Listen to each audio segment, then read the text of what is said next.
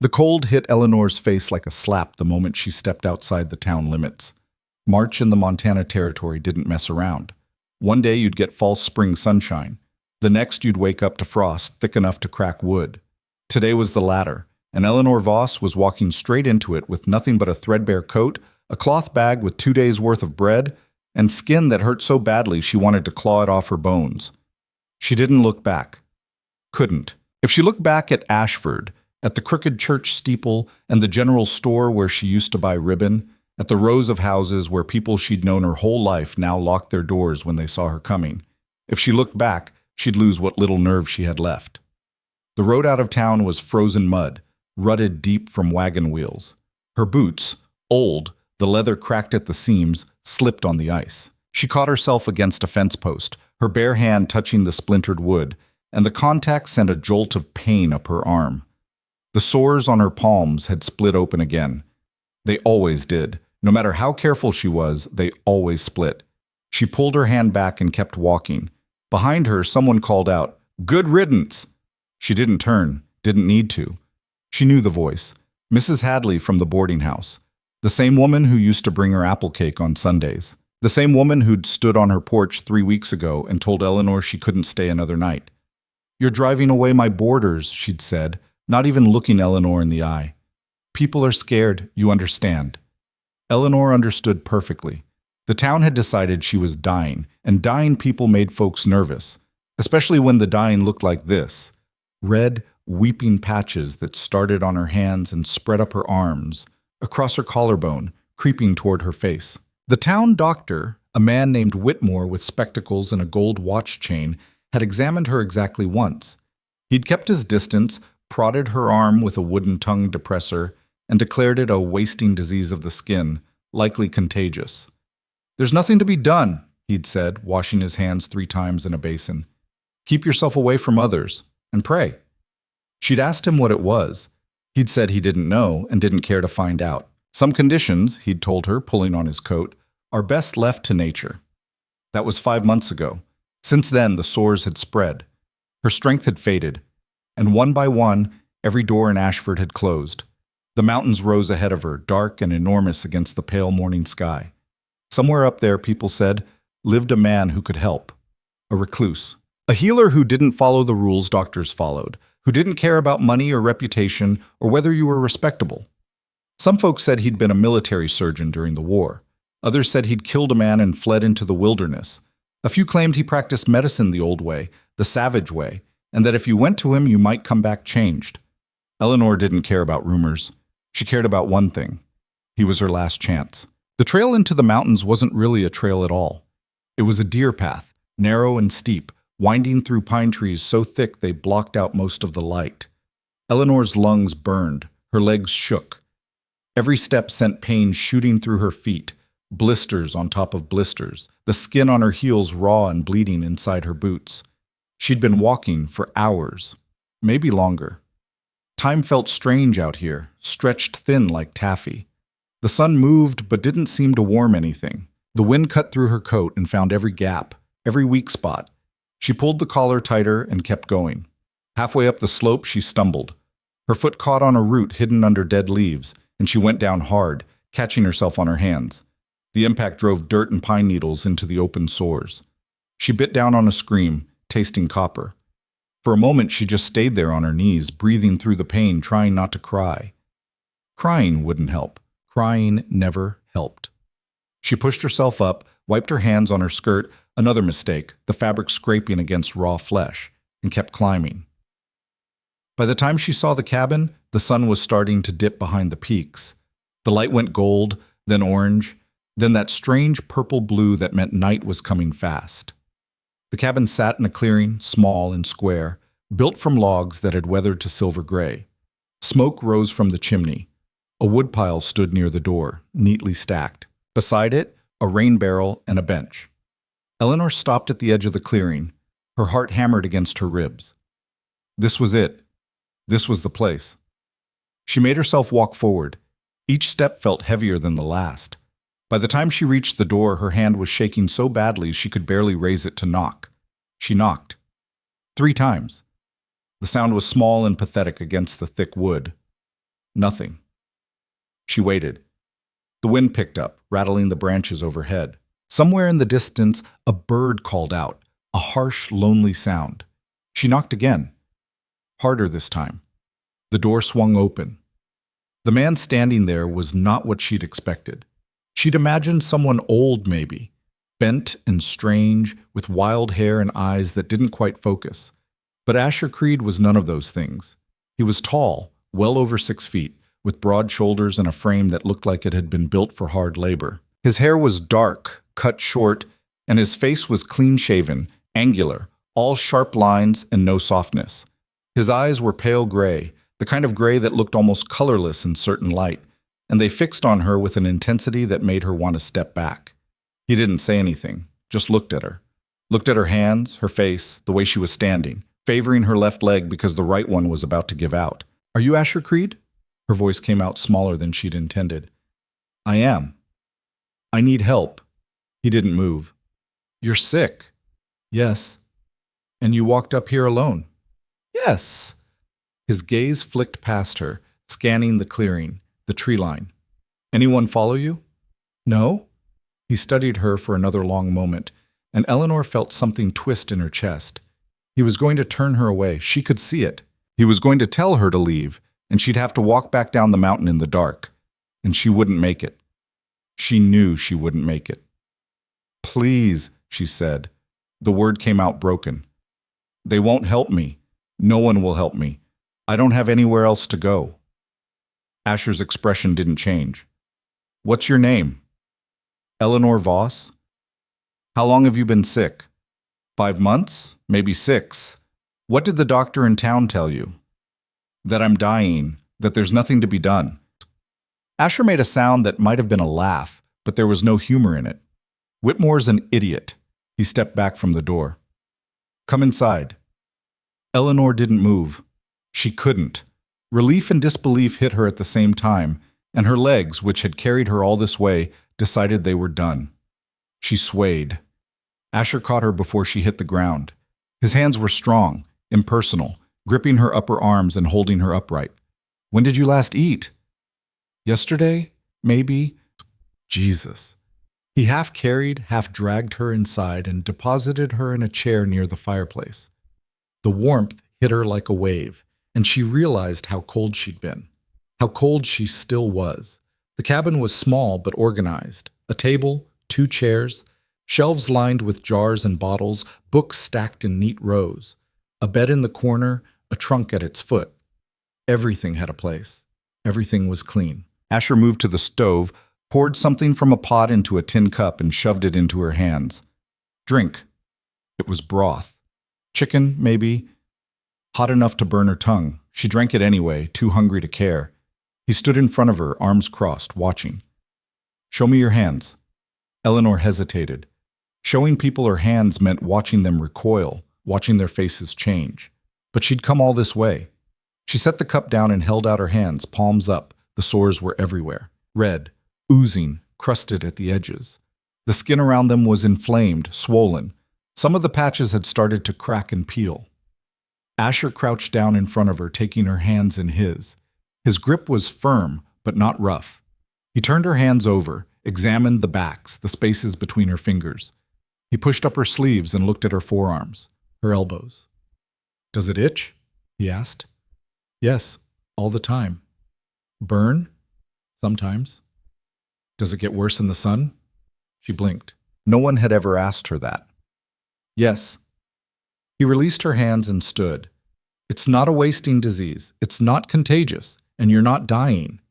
Eleanor stared at him. "What?" "You have a skin condition. I've seen it before. It's painful and it looks terrible, but it won't kill you. Whitmore didn't bother to diagnose you properly because he's lazy and doesn't give a damn about patients who can't pay him in cash." The words hit her like stones. But he said, he lied, or he's incompetent. Take your pick. Eleanor's hands started to shake again. "If it's not killing me, then what is it?" "It's called dermatitis.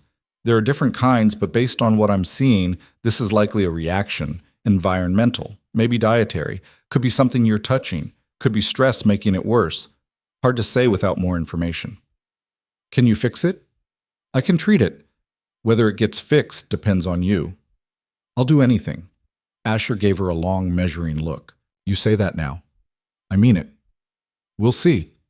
He moved to the shelves, started pulling down jars. You're going to stay here. For now.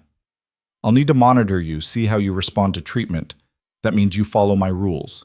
You do what I tell you, when I tell you. No arguments, no second guessing. Understood? Eleanor nodded. I need to hear you say it. I understand. Good. He set the jars on the table, selected one, unscrewed the lid. The smell that rose from it was sharp, medicinal. This is going to hurt. Everything hurts. This will hurt worse, but it'll help. He dipped his fingers into the salve and reached for her hand. Eleanor flinched before she could stop herself. Asher paused. I'm not going to hurt you, but I need to clean these sores and apply the ointment. If you can't handle that, tell me now. She forced herself to relax. I can handle it. He took her hand again, wiped away the dried blood and fluid with a clean cloth soaked in something that stung like hell, and then applied the salve. It felt like fire spreading across her skin. Eleanor gritted her teeth, gripping the edge of the chair with her free hand. Asher worked methodically, covering every sore, every inflamed patch. He didn't rush, didn't flinch, didn't look at her with pity or disgust. He just worked. When he finished with her hands, he moved to her arms, then her collarbone. The sores there were the newest, the angriest. She had to unbutton the top of her dress, and the embarrassment was almost worse than the pain. Asher didn't comment, didn't react, just applied the salve and moved on. When he was done, he stepped back and washed his hands in a basin. You'll need to do this twice a day, morning and night. I'll show you how. Eleanor looked down at her hands. They were covered in the thick, greasy ointment, and the burning had started to fade into a strange, cooling sensation. What is this? Calendula, comfrey, a few other things. It reduces inflammation, helps the skin heal. Won't work overnight, but if you're consistent, you'll see improvement in a week or two. A week or two. She'd been suffering for months, and he was talking about a week or two.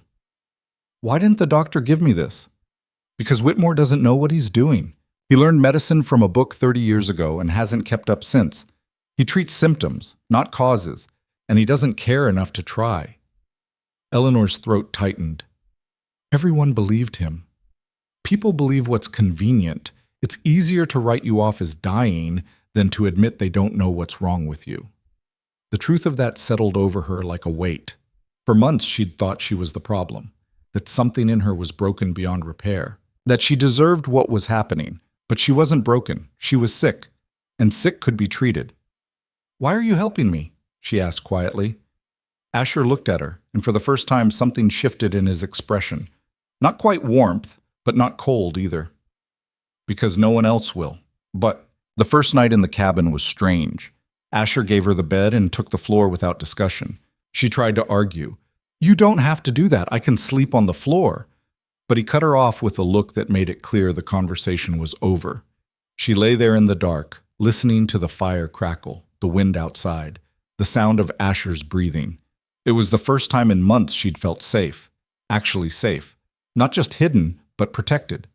She didn't sleep much. The pain was still there, duller now but persistent, and her mind wouldn't stop turning over everything that had happened. Asher's words kept circling back. You're not dying. She wanted to believe it. Wanted to believe that this nightmare might actually end, but belief was hard when you'd spent so long waiting to fall apart. The next morning, Asher woke her before dawn. We need to talk about what happens next. Eleanor sat up, rubbing her eyes. The cabin was cold. The fire had burned down to embers, and her breath misted in the air. Asher was already dressed, standing by the table with his arms crossed. You said you'd do anything. I'm going to hold you to that. All right. First, you're going to stop wearing that dress. Eleanor blinked. What? The fabric is irritating your skin. Wool, right? Wool is one of the worst things you can wear with dermatitis. You need cotton, loose cotton. I have some old shirts that'll work. She felt her face heat. I can't just wear your shirts. You can, and you will, unless you prefer to keep scratching yourself raw. She opened her mouth to argue, then closed it. He was right. The dress had been rubbing against the sores on her collarbone for weeks. Fine, she said. Second, you're going to help around here. I'm not running a charity. You want to stay? You work. Cooking, cleaning, hauling water, chopping wood, whatever needs doing. I can do that. Third, you're going to eat what I give you when I give it to you. No skipping meals, no complaints. Eleanor frowned. Why would I complain? Because some of it's going to be things you're not used to. Bitter greens, bone broth, liver. Your body's malnourished and we need to fix that. She grimaced at the mention of liver but nodded. Okay. And fourth, Asher's expression hardened. You're going to tell me the truth. About everything. What you've been eating, what you've been exposed to, what you've been doing. If you lie to me, even once, this stops. Understood? I won't lie. Good. He moved to the stove, started building up the fire. We'll start with your diet. What did you eat back in town? Eleanor thought. Bread, mostly. Potatoes. Sometimes beans. Meat? Not often. It's expensive. Vegetables? When I could afford them. Asher shook his head. You've been starving yourself, slowly, but that's what it is. Your body doesn't have what it needs to heal. That's part of why the dermatitis got so bad. Eleanor felt a flicker of defensiveness. I ate what I could. I didn't have much money. I'm not blaming you. I'm telling you what the problem is. He pulled a pan from a hook on the wall. From now on, you eat 3 meals a day. Real food. No more living on bread. He started cooking. Eggs fried in butter with greens on the side. The smell made Eleanor's stomach growl. When he set the plate in front of her, she stared at it. It was more food than she'd eaten in a week. Eat, Asher said. She picked up the fork and started eating. The eggs were good. The greens were bitter, like he'd warned, but not unbearable. Asher sat across from her with his own plate. Tell me about your hands. When did the sores first start? Eleanor swallowed. Last October. I was working, sewing, and my hands started itching. I thought it was just dry skin.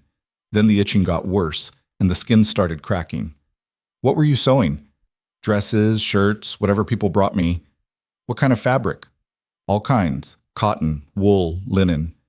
Did you handle dyes? Eleanor paused. Sometimes. Mrs. Brennan, she wanted a dress dyed blue. I did that for her. What kind of dye? I don't know. She bought it from the general store. It came in a tin. Asher's jaw tightened. That's your trigger. What? Cheap dyes are full of chemicals. Arsenic, lead, all kinds of poison. You were handling it with your bare hands, weren't you? Eleanor's stomach dropped. Yes. That's what started it. Your skin reacted to the dye, and then you kept aggravating it by wearing wool and not eating properly. It snowballed. She set down her fork. I poisoned myself. You didn't know. That's not your fault. But now you do know, so you don't touch that stuff again. Ever. Eleanor nodded slowly. It made sense. All of it made sense. And the fact that it made sense, that there was a reason for what had happened to her, made her want to cry. She didn't. She picked up her fork and kept eating. The days started to blur together. Asher ran the cabin like a military operation. Everything on a schedule. Everything with a purpose. Eleanor woke at dawn, ate breakfast, applied the salve to her sores, and then worked. She hauled water from the stream, chopped kindling, scrubbed the floors. Her body screamed in protest at first. Her hands hurt. Her legs hurt. Everything hurt. But slowly, things started to change. The sores on her hands began to close. The redness faded. The constant itching, which had driven her half mad for months, started to ease. She could sleep through the night now without waking up clawing at her skin. Asher watched her progress with the same detached focus he applied to everything. He adjusted the salve, added new herbs, made her drink teas that tasted like dirt. He never praised her, never told her she was doing well. But he didn't need to. The results spoke for themselves. One morning, 2 weeks after she'd arrived, Eleanor looked down at her hands and realized the worst of the sores were gone. There were scars, pale, shiny patches where the skin had healed, but no more open wounds, no more bleeding. She held them up to the light, turning them over, almost not believing it. Asher glanced over from where he was packing supplies into a satchel. Better? Yes, her voice cracked. Yes, they're so much better. Good. Keep using the salve. Don't get careless. She lowered her hands, looking at him. Thank you. He didn't respond right away, just cinched the satchel closed and slung it over his shoulder. I'm heading down the mountain. Need to pick up supplies. I'll be back by nightfall. Do you need help? No, stay here. Rest. There's stew on the stove if you get hungry. And then he was gone, the door closing behind him with a solid thunk. Eleanor stood there for a moment, alone in the cabin. It was the first time he'd left her by herself, the first time she'd had space to breathe without his watchful eyes on her. She moved to the window, looked out at the clearing. The sky was a crisp, cold blue. Snow had fallen during the night, dusting the trees in white. It was beautiful. Harsh, but beautiful. She thought about Ashford, about the people there, about Mrs. Hadley and Dr. Whitmore and all the others who'd turned their backs on her. They'd been wrong. About her. About what she was. And she was never going back. Asher returned just as the sun was setting, carrying a crate of supplies. Eleanor helped him unload. Canned goods, flour, salt, a few bottles of medicine. He worked in silence, stacking everything on the shelves with military precision. How was town? She asked. Fine. Did anyone ask about me? He gave her a sharp look. Why would they? I don't know. I just thought, no one in Ashford cares about you, Eleanor. The sooner you accept that, the better. The word stung, but she knew he was right. I wasn't planning on going back. Good. He shoved the last can onto the shelf. Because if you do, everything we've done here is wasted. I won't. He studied her for a long moment, then nodded. All right. That night, they ate in silence. Asher seemed preoccupied, his gaze distant. Eleanor didn't push. She'd learned that about him. When he was quiet, there was a reason. Finally, as she was washing the dishes, he spoke. There's going to be trouble. She turned. What kind of trouble? I ran into someone in town, a man named Garrett. He used to work at the lumber mill. He asked about you. Eleanor's chest tightened. What did you tell him? Nothing, but he's not stupid. He knows you came up here. Why does he care? Asher's expression darkened. Because Whitmore's been telling people you're dangerous, that you're spreading disease, that anyone who helps you is putting the town at risk. Eleanor's blood went cold. That's not true. I know, but the truth doesn't matter. What matters is what people believe. And if Whitmore's convincing them you're a threat, they might decide to come up here and do something about it. Like what? Like dragging you back down, or worse. Eleanor set down the dish she was holding, her hands shaking. I can't go back. I can't. You won't. Asher's voice was hard, absolute. If they come, I'll handle it. How? Let me worry about that. She wanted to argue, to demand answers, but the look on his face stopped her. Asher Creed was not a man who made empty promises. If he said he'd handle it, he would. But the fear was still there, coiled tight in her chest, because she knew men like Whitmore. She knew what they were capable of when they felt threatened, and she had a feeling this wasn't over, not by a long shot. The trouble came 4 days later, just after noon. Eleanor was outside splitting kindling when she heard the voices, men's voices, rough and loud, echoing up through the trees. She straightened, the axe handle slick in her grip, and looked toward the trail. Asher appeared in the doorway of the cabin. He'd heard them too. His face was unreadable, but his hand moved to his belt, where he kept a hunting knife in a leather sheath. Get inside, he said quietly. Who is it? Doesn't matter. Inside now. Eleanor didn't argue.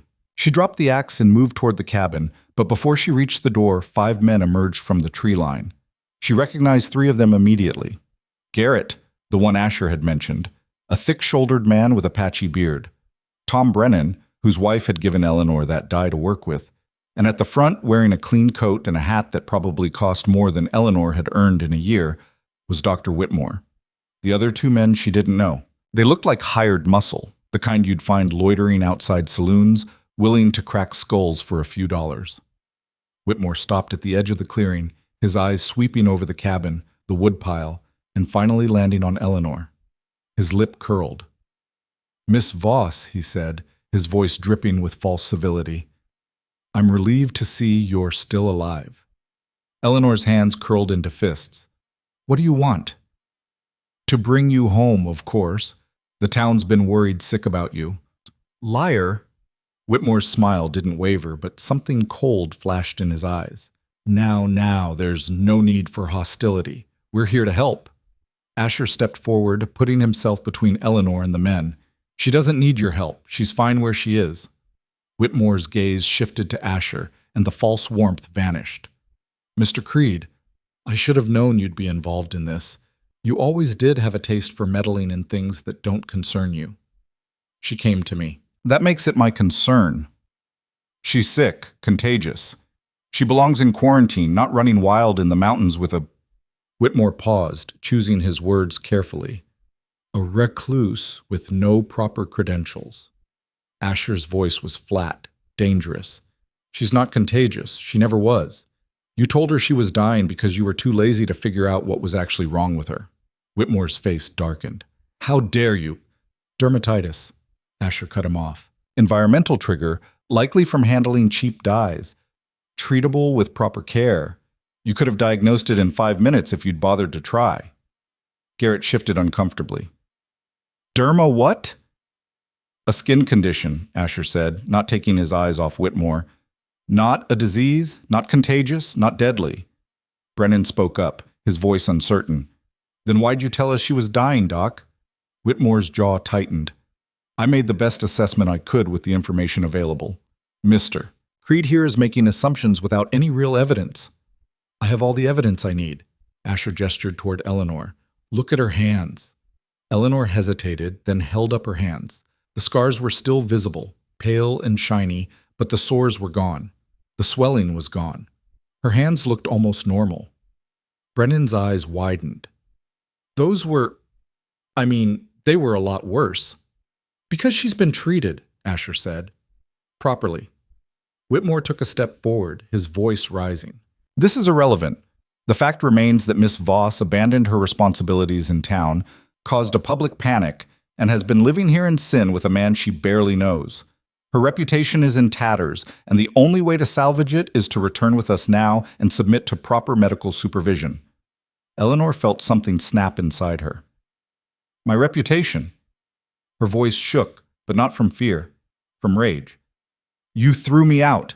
You told everyone I was dying. You made them afraid of me. And now you want to talk about my reputation? I was protecting the town. You were protecting yourself. Eleanor took a step forward, her hands still raised. You didn't want to admit you were wrong.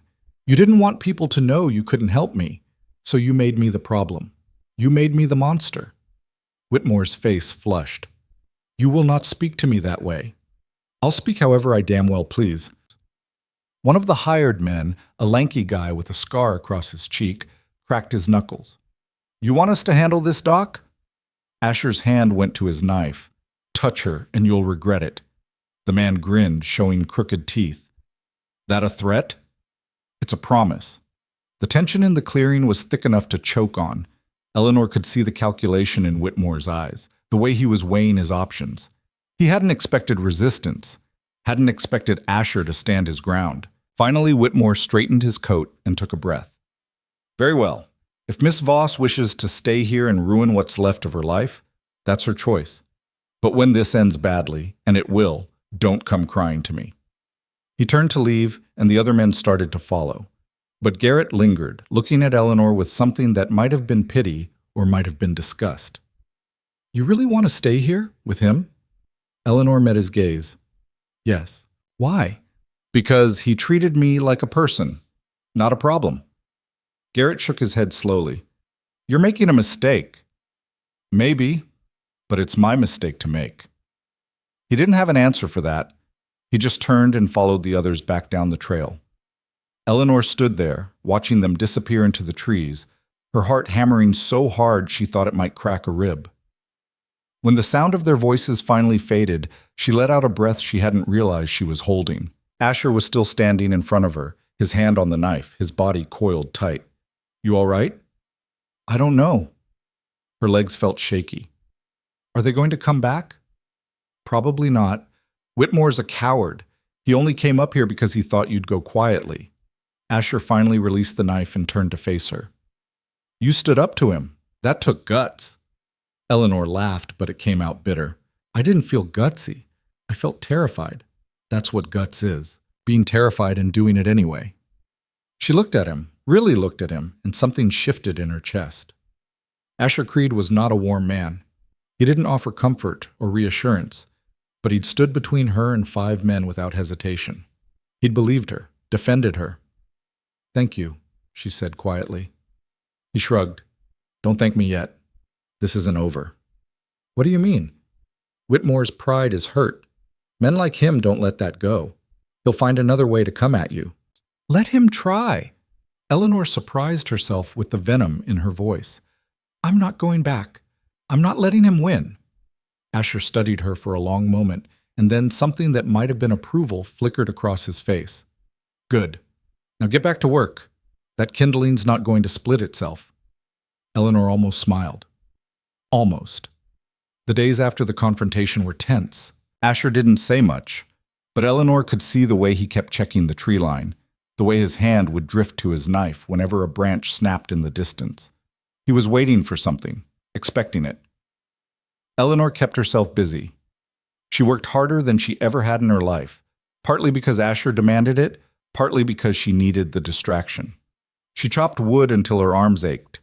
She hauled water until her back screamed. She scrubbed floors, mended clothes, cooked meals. The routine was grueling, but it was also grounding. It gave her something to hold on to. And slowly, without really noticing when it started, she began to feel strong. Not just in her body, though that was part of it. The muscle she'd lost during the worst of her illness was coming back. Her stamina was improving, but it was more than that. She felt stronger in her mind, more solid, less like she might shatter at any moment. One evening, as they were eating dinner, Asher set down his fork and looked at her. I need to teach you something. Eleanor glanced up. What? How to defend yourself. She blinked. Why? Because if they come back, I might not be here, or I might be outnumbered. You need to be able to handle yourself. I don't know how to fight. That's why I'm going to teach you. Eleanor wanted to argue, but the logic was sound. She'd been lucky during the confrontation. Asher had been there. Whitmore had backed down. But luck ran out. All right, she said. When do we start? Tomorrow, first light. The next morning, Asher woke her before the sun was up. He led her outside to the clearing where the ground was still wet with dew. The air was cold enough to make her breath fog. First rule, Asher said, standing in front of her with his arms crossed. Don't fight unless you have no other choice. Running is smarter. Hiding is smarter. Fighting is a last resort. Okay. Second rule, if you do have to fight, fight dirty. There's no honor in getting yourself killed. You bite, scratch, gouge eyes, go for the groin, whatever it takes to get away. Eleanor swallowed. Got it. Third rule, you're smaller and weaker than most men. That means you can't win with strength. You win with speed and surprise. Hit hard, hit fast, and don't stop until they're down. He stepped closer, towering over her. Show me what you'd do if I grabbed you. Eleanor hesitated. I don't know. Exactly. So we're going to practice. For the next hour, Asher drilled her. He grabbed her wrists, her arms, her shoulders. He showed her how to twist out of a grip, how to use her weight to throw someone off balance, how to strike with her elbows and knees. He didn't go easy on her. When she made a mistake, he corrected her sharply. When she hesitated, he pushed harder. By the time the sun was fully up, Eleanor was sweating and bruised and exhausted. But she'd learned. She could feel the difference in the way she moved, the way she thought about her body as a weapon instead of a liability. Asher stepped back, breathing hard. You're slow, but you'll get faster. Thanks, Eleanor said dryly. I mean it. You've got potential. You just need practice. She rubbed her sore wrist, where he'd grabbed her a dozen times. How did you learn all this? The war? And after? You were a soldier? Surgeon? But I saw enough fighting to know how it works. Whoop. His expression darkened. Saw enough of what happens when people don't know how to protect themselves. Eleanor wanted to ask more, but the look on his face told her the conversation was over. Asher didn't talk about the past. Not his, anyway. The training became part of the routine. Every morning, before breakfast, Asher would drill her. Some days he taught her hand-to-hand combat. Other days he showed her how to use a knife, how to throw a punch, how to move quietly through the woods. He was relentless, demanding, impossible to please. But Eleanor didn't mind, because every bruise, every aching muscle, every moment of exhaustion was proof that she was getting stronger. 2 weeks later, Eleanor was in the cabin preparing dinner when she heard footsteps outside. Her first instinct was fear. Had Whitmore come back? But then the door opened and a woman stepped inside. She was young, maybe 20, with dark hair pulled back in a loose braid and a face pale with exhaustion. Her dress was soaked through with sweat despite the cold, and she was breathing hard like she'd been running. "Please," the woman gasped. "I need help." Asher was on his feet instantly. "What's wrong?" "My sister. She's in labor. Something's wrong. The baby won't come." Asher grabbed his satchel from the shelf. "Where?" 2 miles down, near the old mill." "How long has she been in labor?" "Since yesterday morning." Asher's jaw tightened. "That's too long." He looked at Eleanor. "You're coming with me." Eleanor's stomach dropped. "What? I don't know anything about childbirth." "You're going to learn. Let's go." The woman, her name was Sarah, led them down the mountain at a pace that left Eleanor gasping for air. Her legs burned, her lungs screamed, but she didn't stop. Couldn't stop. A woman's life was at stake. The cabin near the old mill was small and run down, the roof sagging in the middle. Inside, a woman lay on a narrow bed, her face slick with sweat, her eyes glazed with pain. She was older than Sarah, maybe 30, and her belly was huge, distended. Asher moved to her side immediately, setting down his satchel. "What's your name?" "Anna?" the woman gasped. "Anna, I'm going to help you, but I need you to stay calm. Can you do that?" She nodded, but Eleanor could see the fear in her eyes. Asher examined her quickly, his hands moving with practiced efficiency. When he pulled back, his expression was grim. "The baby's breech," he said quietly. Sarah's face went white. "What does that mean?" "It means the baby's positioned wrong, feet first instead of head first. If we don't turn it, neither of them will survive." Anna let out a sob. "Please, please, you have to save my baby." "I'm going to try." Asher looked at Eleanor. "Boil water, as much as you can, and find me clean cloth, anything you can spare." Eleanor moved, her hands shaking. She found a pot, filled it from the rain barrel outside, set it over the fire. Sarah brought her old sheets, torn into strips. Everything felt too slow, too frantic, too real. Asher was talking to Anna, his voice low and steady. "This is going to hurt. I'm sorry, but I need to turn the baby. You need to trust me." "I trust you," Anna whispered. What followed was the most horrifying thing Eleanor had ever witnessed. Asher worked with his hands inside Anna, trying to shift the baby into the right position. Anna screamed. Sarah held her hand, crying. Eleanor stood frozen, useless, until Asher barked at her. "Eleanor, I need you to hold her shoulders down. She's going to thrash." Eleanor moved without thinking. She pressed her hands against Anna's shoulders, holding her in place while Asher worked. The screams were unbearable. The blood was everywhere. Eleanor wanted to run, wanted to be anywhere but here. But she didn't move. And then finally, Asher pulled back. "I've got it. The baby's turned." "Thank the—" Sarah started, but Asher cut her off. "We're not done. Anna, you need to push. Now." "I can't." "Yes, you can. Push." Anna pushed and pushed and pushed. It felt like hours, though it was probably only minutes. Eleanor's arms ached from holding her down. Her head spun from the smell of blood and sweat. And then, impossibly, a baby's cry filled the cabin. Asher pulled the infant free, a tiny, slippery thing covered in blood and fluid. He cleared its mouth, wrapped it in cloth, and handed it to Sarah. "It's a girl." Sarah started crying. Anna reached for the baby, her hands shaking. Asher turned back to Anna, checking for bleeding, making sure the afterbirth came out properly. He worked quickly, efficiently, and when he was done, he washed his hands in the basin Eleanor had prepared. "She's going to be fine," he said. "Both of them." Eleanor sank down onto a stool, her legs giving out.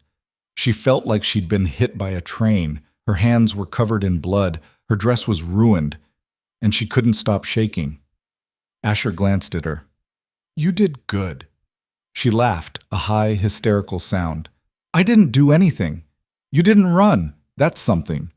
Sarah brought them food, bread, cheese, weak tea. Eleanor couldn't eat.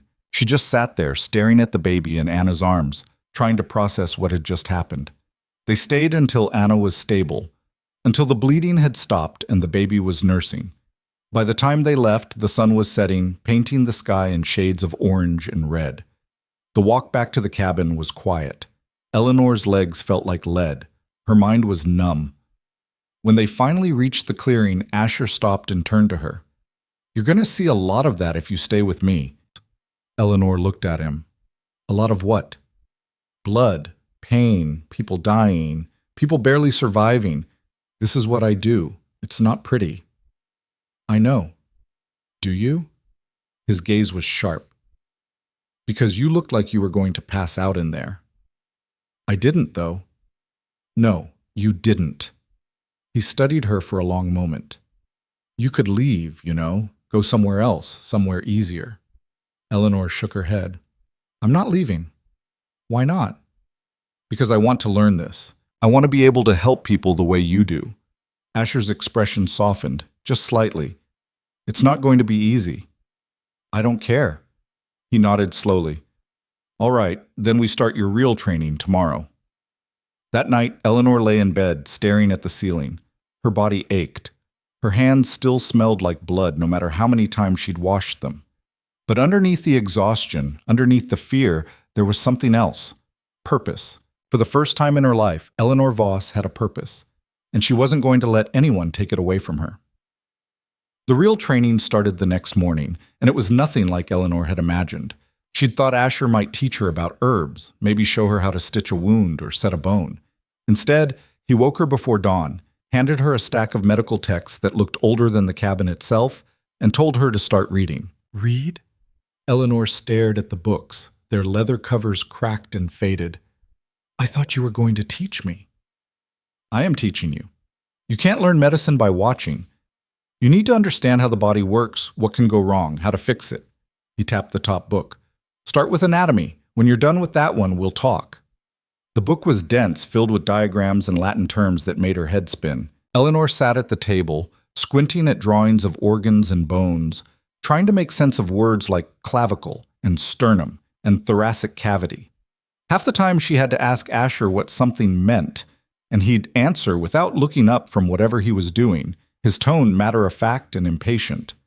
The clavicle is the collarbone, connects the shoulder to the breastbone. "What's the breastbone?" "Sternum. We just went over this." "I'm trying. Try harder." It was frustrating, infuriating even. But Eleanor didn't quit.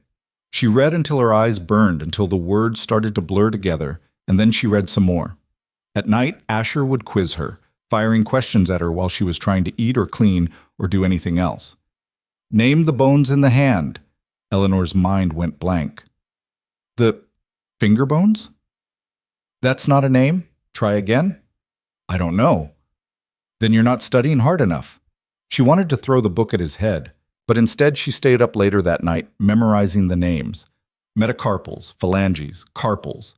The next time he asked, she got it right, and the satisfaction on his face, barely there, just a slight nod, made all the frustration worth it. Weeks passed. Eleanor's days fell into a rhythm that was equal parts exhausting and exhilarating. She studied in the mornings, worked around the cabin in the afternoons, and trained in the evenings. Asher didn't let up. If anything, he pushed harder. He made her practice stitching on scraps of leather until her fingers bled. He taught her how to identify plants in the forest, which ones healed and which ones killed. He showed her how to clean a wound properly, how to recognize infection, how to tell if someone was going into shock. And through it all, he was brutally honest. When she made a mistake, he told her. When she did something right, he barely acknowledged it. There was no coddling, no praise, no reassurance that she was doing well. Just the work, relentless and demanding. But Eleanor was learning. She could feel it. The knowledge was building inside her piece by piece, like laying stones for a foundation. She wasn't just memorizing facts. She was starting to understand how things connected, how the body was a system. How one problem could cascade into another if you didn't catch it early. One afternoon, about 6 weeks after the childbirth, Asher came back from a trip to town with news. "Whitmore's been talking," he said, setting a bundle of supplies on the table. Eleanor looked up from the book she was reading. "About what?"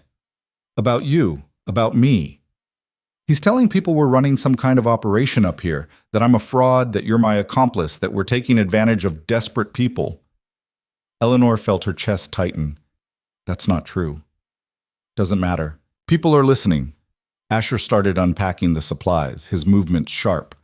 "There's talk of sending someone official up here. A marshal, maybe, or a territorial inspector. Someone to shut us down." "Can they do that?" "If they want to badly enough, yeah." He glanced at her. "You need to be ready for that." "Ready how?" "Ready to prove you know what you're doing. Ready to stand your ground." He paused. "Ready to fight if it comes to that." Eleanor swallowed. "You think it'll come to that?" "I think Whitmore's desperate, and desperate men do stupid things." The warning hung in the air between them, heavy and unshakable.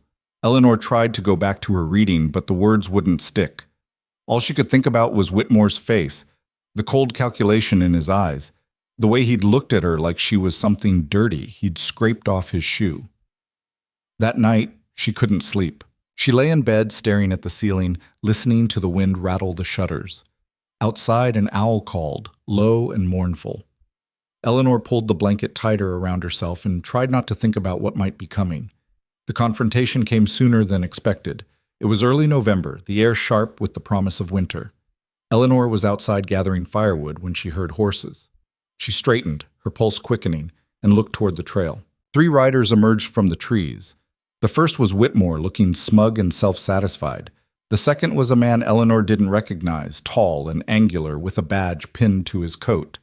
The third was Garrett, and he looked uncomfortable, his eyes darting around the clearing like he'd rather be anywhere else. Asher stepped out of the cabin, his expression unreadable. "Gentlemen," the man with the badge dismounted. "Asher Creed? That's me. Name's Marshall Hayes. I'm here to ask you some questions." "About what?" "About your medical practice, if you can call it that." Hayes pulled a folded paper from his pocket. "I've received complaints that you're operating without proper credentials, that you're treating patients with unproven methods, and that you're endangering public health." Asher's jaw tightened. "Who filed the complaints?" Hayes glanced at Whitmore. "Dr. Whitmore, among others." "Of course he did." Asher crossed his arms. "What do you want to know?" "For starters, are you a licensed physician?" "No." "Then on what authority are you treating patients?" "On the authority of knowing what I'm doing, which is more than I can say for him." Asher nodded toward Whitmore. Whitmore's face flushed. "How dare you?" Hayes held up a hand. "Let's keep this civil." He turned back to Asher. "Where did you receive your training?" "Army Field Hospital, served as a surgeon during the war. After that, I studied under a physician in St. Louis for 2 years." "But you're not licensed." "Never saw the point. Licenses don't make you a good doctor. Experience does." Hayes frowned. "That's not how the law sees it." "Then the law's an ass." Eleanor's stomach dropped. Asher's bluntness was going to get him in trouble. She stepped forward, her voice shaking but determined. "Marshall, may I say something?" Hayes looked at her, his expression skeptical. "Who are you?" "Eleanor Voss. I'm a patient of Mr. Creed's." Whitmore let out a derisive snort. "A patient? Is that what you're calling it?" Eleanor ignored him, focusing on Hayes. 6 months ago, Dr. Whitmore told me I was dying. He said there was nothing to be done, that I should go home and wait for the end. He refused to treat me because he didn't know what was wrong and didn't care to find out." "That's a damned lie," Whitmore sputtered. "Is it?" Eleanor held up her hands. "Look at these." 6 months ago, they were covered in sores, open, bleeding, infected. Dr. Whitmore took one look and declared me contagious. He told the whole town to stay away from me. I lost my job, my home, everything. Hayes studied her hands. The scars were still visible, pale and shiny, but the skin was otherwise healthy. "And Creed treated you?" "Yes.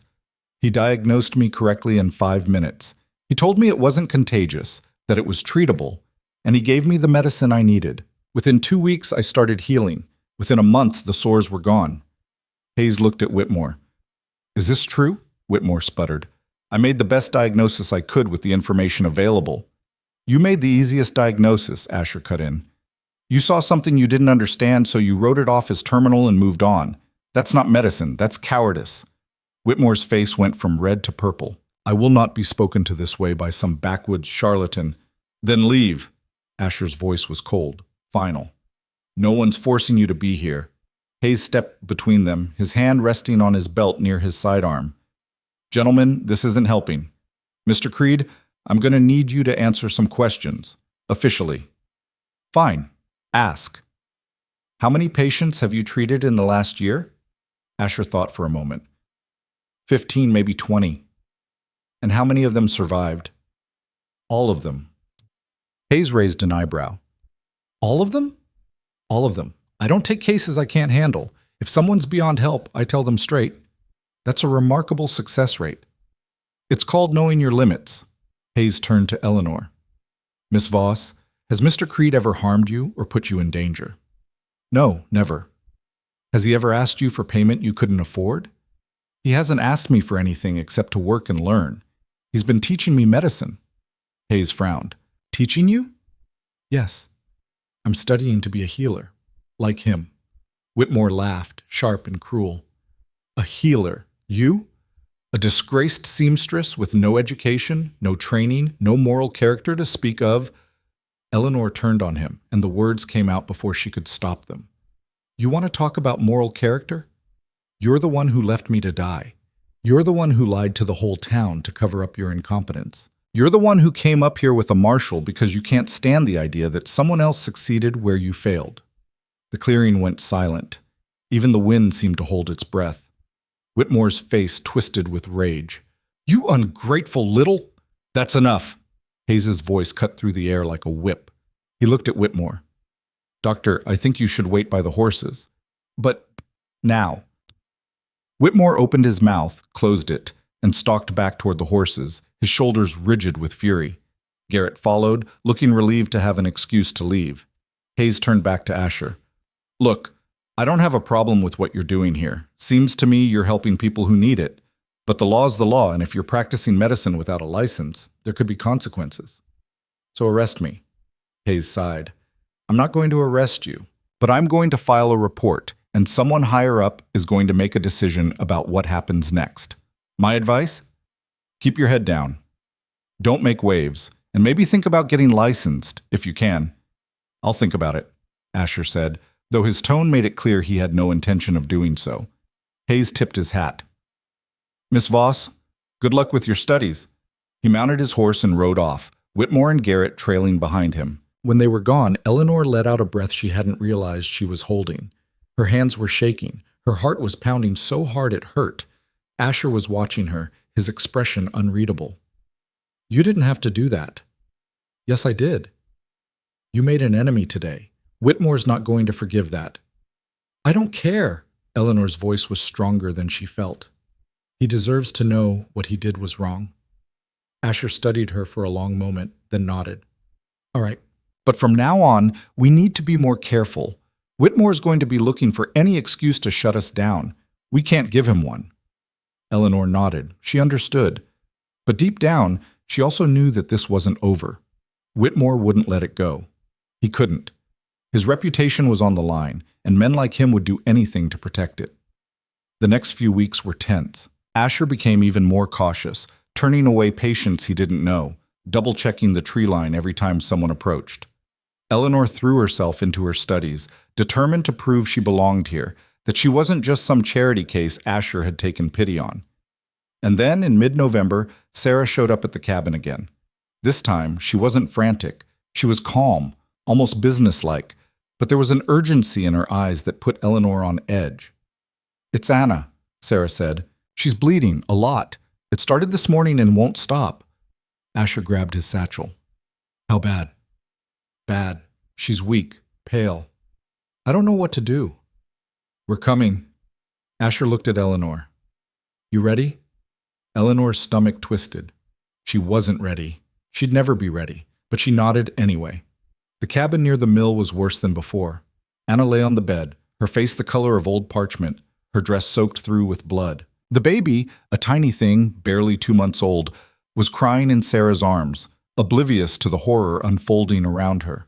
Asher moved to Anna's side immediately, his hands already assessing, probing. How long has she been bleeding like this? Since dawn. Has she passed any clots? I don't know. Maybe? Asher's jaw tightened. He turned to Eleanor. Boil water and find me clean cloth. Move. Eleanor moved. Her hands were shaking, but she forced them to steady. She built up the fire, filled the pot, tore the cleanest sheet she could find into strips. All the while, she could hear Asher's voice, low and urgent, talking to Anna, keeping her conscious. Anna, stay with me. Keep your eyes open. That's it. Good. Eleanor brought the water, set it beside the bed. Asher was working quickly, his hands red with blood. I need you to hold her legs steady. She's going to fight me. Eleanor moved into position, gripping Anna's ankles. The woman's skin was cold, clammy. Asher worked for what felt like hours but was probably only minutes.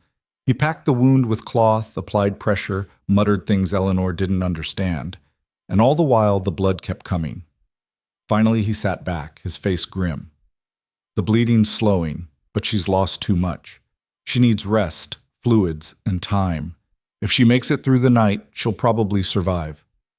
Sarah's face crumpled. Probably? I can't make promises. Medicine doesn't work that way. Eleanor stepped forward. What can we do? Keep her warm. Get fluids into her. Water, broth, anything. Watch for fever. If she starts burning up, we've got bigger problems. I can stay, Eleanor said. Asher looked at her. You sure? Yes. He nodded. All right. I'll come back tomorrow to check on her. Eleanor stayed through the night. She sat beside Anna's bed, wiping her forehead with a cool cloth, coaxing sips of water past her lips. Sarah dozed fitfully in a chair, the baby asleep in her arms. The hours crawled by, each one feeling longer than the last. Around dawn, Anna's eyes fluttered open. She looked at Eleanor, her gaze unfocused, confused. You're still here, she whispered. Of course I am. Why? Eleanor didn't have a good answer for that, so she just said, because you need help, and I can help. Anna's eyes filled with tears. Thank you. Eleanor squeezed her hand. Don't thank me yet, just rest. Anna survived. By the time Asher returned the next day, her color had improved, the bleeding had stopped, and she was sitting up in bed, nursing the baby. Asher examined her, pronounced her stable, and left instructions for her care. On the walk back to the cabin, he was quiet. Eleanor walked beside him, her legs aching, her mind numb with exhaustion. Finally, Asher spoke.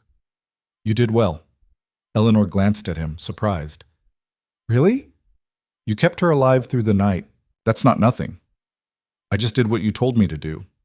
No, you did more than that. You stayed calm. You made decisions. You didn't panic. He looked at her. That's the difference between someone who knows medicine and someone who can practice it. Eleanor felt something warm bloom in her chest. It wasn't quite pride, but it was close. Thank you. Don't let it go to your head. You've still got a long way to go. She smiled despite herself. I know. They walked in silence for a while, the forest around them quiet except for the crunch of their boots on frozen ground. Eleanor's mind drifted to Anna, to the baby, to the way Sarah had looked at her with something like respect. For the first time, she felt like she belonged, not just here, in the mountains, in Asher's cabin, but in this work, this purpose. She wasn't just surviving anymore. She was building something that mattered. And no one, not Whitmore, not the marshal, not anyone, was going to take that away from her. When they reached the cabin, Asher stopped at the door and turned to her. There's something you need to understand. Eleanor looked at him. What? This life we're building here, it's not going to be easy. People are going to come after us. They're going to try to tear us down, discredit us, drive us out. And some of them might succeed. Then we fight back. We do, but fighting means risking everything. Your reputation, your safety, maybe your life. He held her gaze. Are you ready for that? Eleanor thought about the town that had abandoned her, The doctor who had lied to her. The people who had turned their backs when she needed them most. She thought about Anna, about the baby, about all the people who might need help and have nowhere else to turn. "Yes," she said. "I'm ready." Asher studied her for a long moment, then nodded. "Good, because it's about to get a lot harder." And Eleanor believed him. Winter came hard that year, dropping snow in heavy sheets that turned the world white and silent. The trail down the mountain became impassable for weeks at a time, cutting the cabin off from the rest of civilization. Eleanor should have felt trapped, isolated, but instead she felt something close to relief. Up here, in the frozen quiet, Whitmore and his threats seemed very far away. Asher used the isolation to push her training harder. With no patients coming up the mountain, he had her work through hypothetical cases, rapid-firing symptoms at her, and demanding diagnoses. 30-year-old woman, high fever, stiff neck, sensitivity to light. What is it? Eleanor's mind raced through the anatomy text she'd memorized. Could be meningitis. Treatment? Keep her hydrated. Cold compresses. Watch for seizures. She seizes. What do you do? Clear the area around her. Don't restrain her. Turn her on her side so she doesn't choke. She stops breathing. Eleanor's stomach clenched. I don't know. Asher's expression didn't change. Then she dies. You need to know. Think. Check her airway. Make sure nothing's blocking it. It's clear. Then I'd breathe for her. Force air into her lungs until she starts breathing on her own. Asher nodded once. Good, you're learning. The drills were relentless, but Eleanor found she didn't mind. Each question answered correctly felt like another brick laid in the foundation of who she was becoming. She wasn't the woman who'd climbed this mountain 6 months ago, broken and desperate. That woman wouldn't have lasted a week up here. One evening in late December, as they sat by the fire after dinner, Asher pulled out a leather-bound journal and set it on the table between them. What's that? Eleanor asked. Case notes. Every patient I've treated in the last 5 years. He opened it, revealing pages filled with neat, precise handwriting. You need to start keeping your own. Eleanor stared at the journal. Why? Because medicine isn't just about what you know. It's about what you learn from every case. You write down what worked, what didn't, what you'd do differently next time. That's how you get better. He pulled out a second journal, smaller and newer, and slid it across to her. This one's yours. Start with Anna. Write down everything you remember about her case. Eleanor picked up the journal, running her fingers over the smooth leather. It felt significant, weighty, like a promise.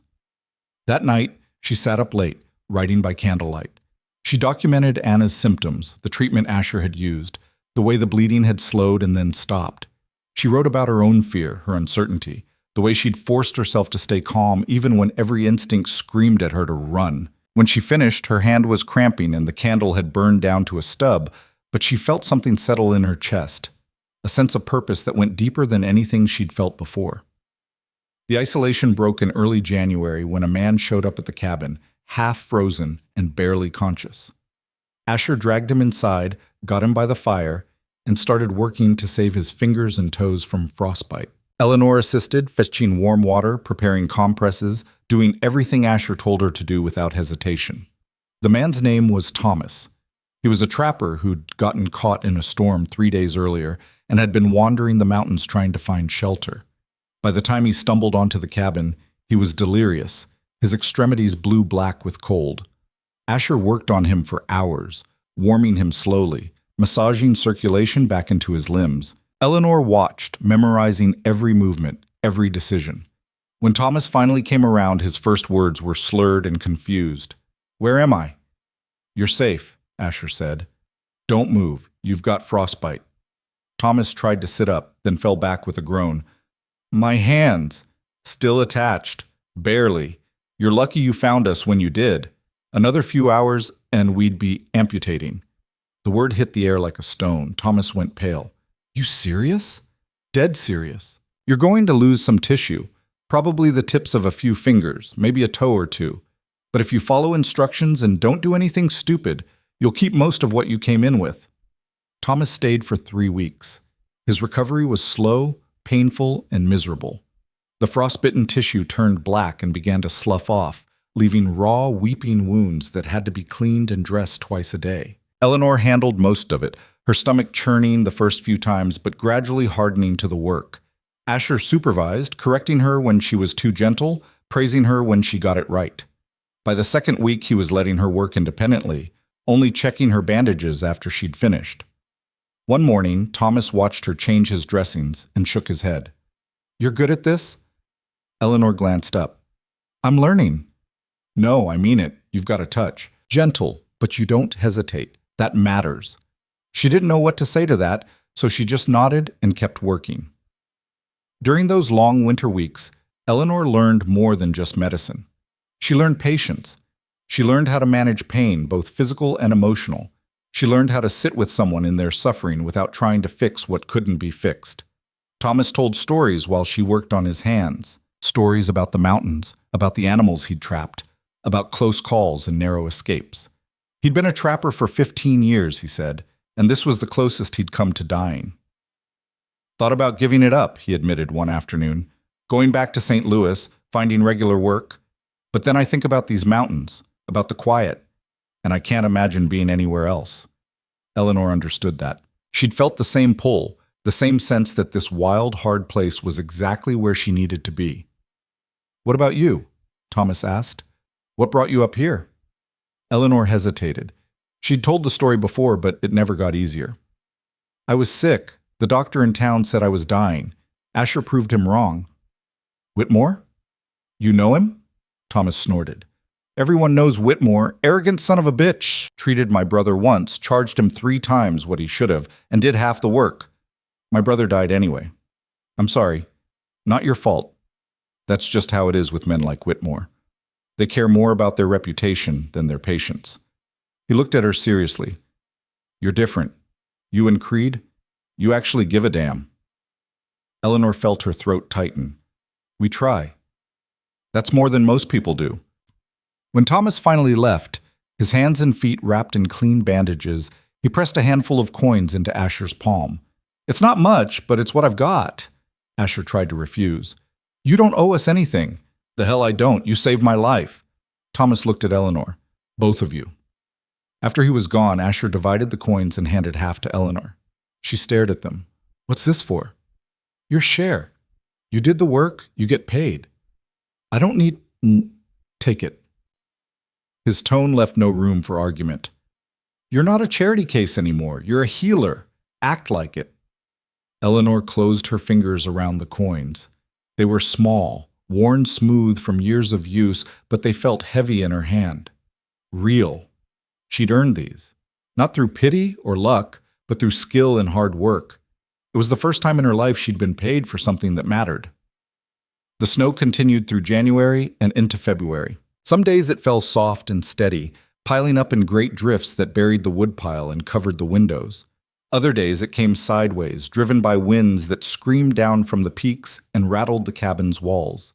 Eleanor learned to read the weather, to know when a storm was coming by the smell of the air and the way the birds went quiet. She learned how to dress for the cold, layering clothing in ways that kept her warm without restricting movement. She learned which plants stayed green under the snow, which could be harvested for medicine even in the dead of winter. And she kept studying. Every night, after the work was done and dinner was eaten, she sat by the fire with her books, reading until her eyes burned. Asher quizzed her constantly, testing her knowledge, pushing her to think deeper, to make connections she hadn't seen before. "Tell me about the circulatory system," he'd say. And she'd walk him through it, describing the heart's chambers, the major arteries and veins, the way blood carried oxygen to every part of the body. When she made a mistake, he corrected her. When she got it right, he moved on to the next question. It was exhausting, demanding. Sometimes she wanted to throw the books across the room and scream that she couldn't possibly learn everything there was to know about the human body. But she didn't. She kept going. Because every piece of knowledge was another tool, another weapon against suffering and death. One evening, Asher set down the book he was reading and looked at her. "I need to teach you something." Eleanor glanced up. "What?" "How to make decisions under pressure. how to think when everything's going wrong and people are dying and you don't have time to second-guess yourself. How do you teach that? By putting you in situations where you have to figure it out. He stood. Tomorrow we start scenarios. I'm going to describe emergencies and you're going to tell me what you do. Every decision, every step. And if you make the wrong choice, I'm going to tell you why. Eleanor swallowed.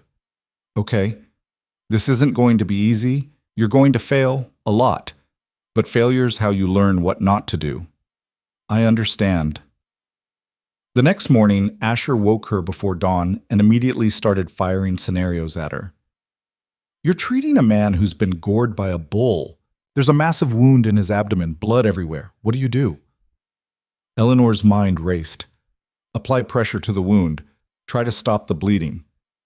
It's not stopping. He's losing blood too fast. Then I need to find the source, see if a major vessel is damaged. You can't see anything. Too much blood. Pack the wound with cloth. Try to create pressure from the inside. He's going into shock. His breathing's shallow, his skin's turning gray. Elevate his legs. Keep him warm, talk to him, keep him conscious. He loses consciousness anyway. What now? Eleanor felt panic rising. I don't know. I need more supplies, better equipment. You don't have it. It's just you in the middle of nowhere with a dying man. What do you do? Her voice cracked. I can't save him. Not with what I have. Asher's expression softened slightly. Then you make him comfortable. You stay with him so he doesn't die alone. And you learn from it so maybe next time you'll know what to do differently. The scenarios went on for hours. Childbirth complications, poisonings, broken bones, gunshot wounds. Every possible emergency Asher could think of, thrown at her one after another until her head was spinning and she felt like she was drowning. But slowly, she started to get better. Her responses came faster. Her decisions became more confident. She learned to prioritize, to focus on what mattered most, to accept that sometimes there were no good options, only less bad ones. By the end of the week, Asher was nodding more than he was correcting. You're thinking like a healer now, he said. Not just someone who knows medicine, someone who can practice it. Eleanor felt a surge of pride, quickly followed by fear. Because thinking like a healer meant accepting the weight of those decisions, the lives that depended on her getting it right. Does it ever get easier? She asked quietly. No, but you get stronger. February brought a thaw, and with it, trouble. Eleanor was outside hauling water when she heard the commotion. Voices, angry and overlapping, coming from the direction of the trail. She set down the bucket and moved toward the cabin, her pulse quickening. Asher was already at the door, his expression dark. Get inside. What's happening? Whitmore's back. And he brought friends. Eleanor's stomach dropped. She peered past Asher and saw them emerging from the trees. Whitmore, looking vindicated and smug. Marshall Hayes, his face carefully neutral.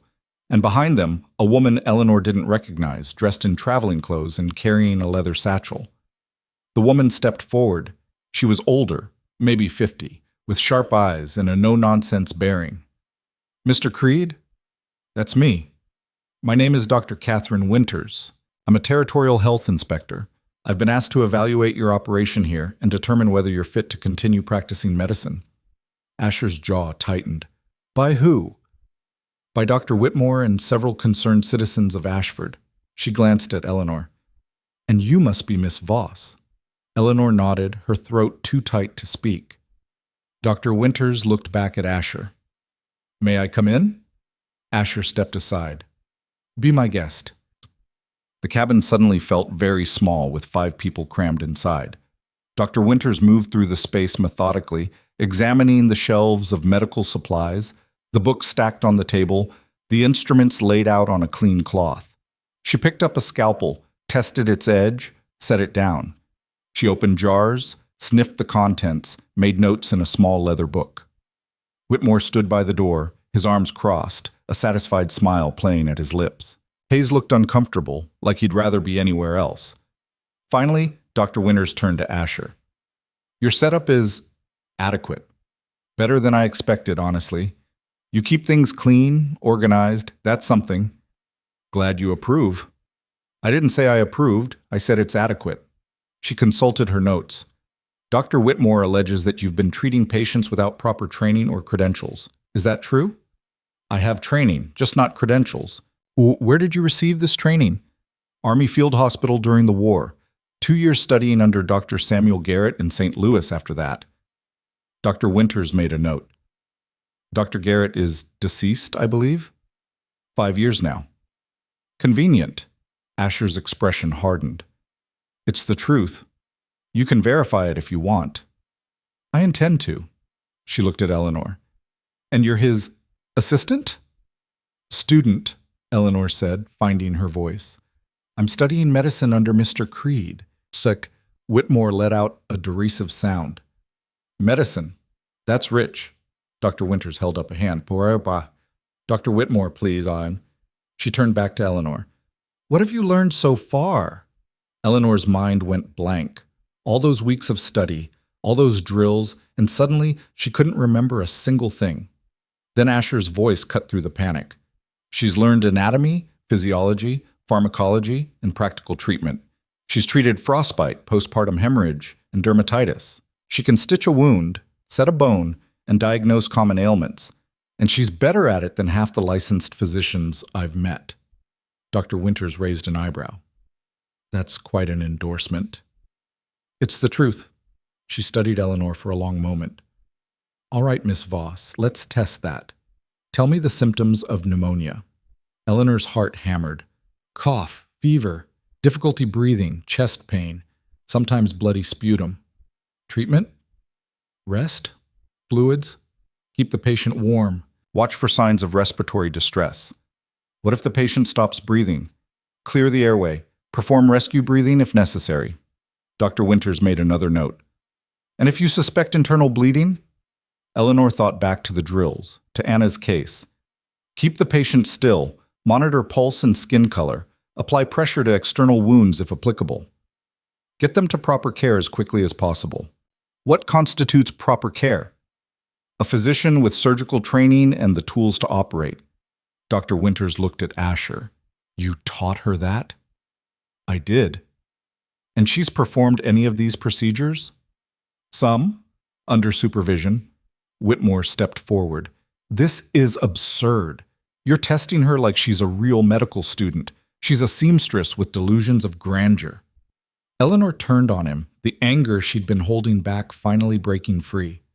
I was a seamstress. Past tense. You made sure of that when you told the whole town I was dying and contagious. You took everything from me because you were too lazy to do your job properly. I made a professional judgment. You made a guess, and when it turned out to be wrong, you doubled down instead of admitting it. Eleanor's voice shook, but she didn't stop. I'm not the same person you threw away. I've learned more in 6 months with Asher than I would have learned in 6 years with you. And the difference is, he actually cares whether his patients live or die. The cabin went silent. Whitmore's face was red, his hands clenched into fists. Hayes looked like he was trying very hard not to smile. And Dr. Winters was watching Eleanor with something that might have been respect. Finally, she spoke. Mr. Creed, I'm going to need to speak with some of your former patients. Get their testimonies about the care you provided. Fine, I can give you names. I'll also need to see your case notes. Asher hesitated. Eleanor knew what he was thinking. Those notes were private, personal. Handing them over to a stranger felt like a violation. But he nodded. All right. Dr. Winters spent the rest of the afternoon interviewing patients. She rode down to Anna's cabin, spoke with Sarah, examined the baby. She tracked down Thomas the trapper, who gave a glowing account of Asher's work. She even found a few other patients Eleanor hadn't known about. People who'd come to Asher over the years with problems no one else could or would solve.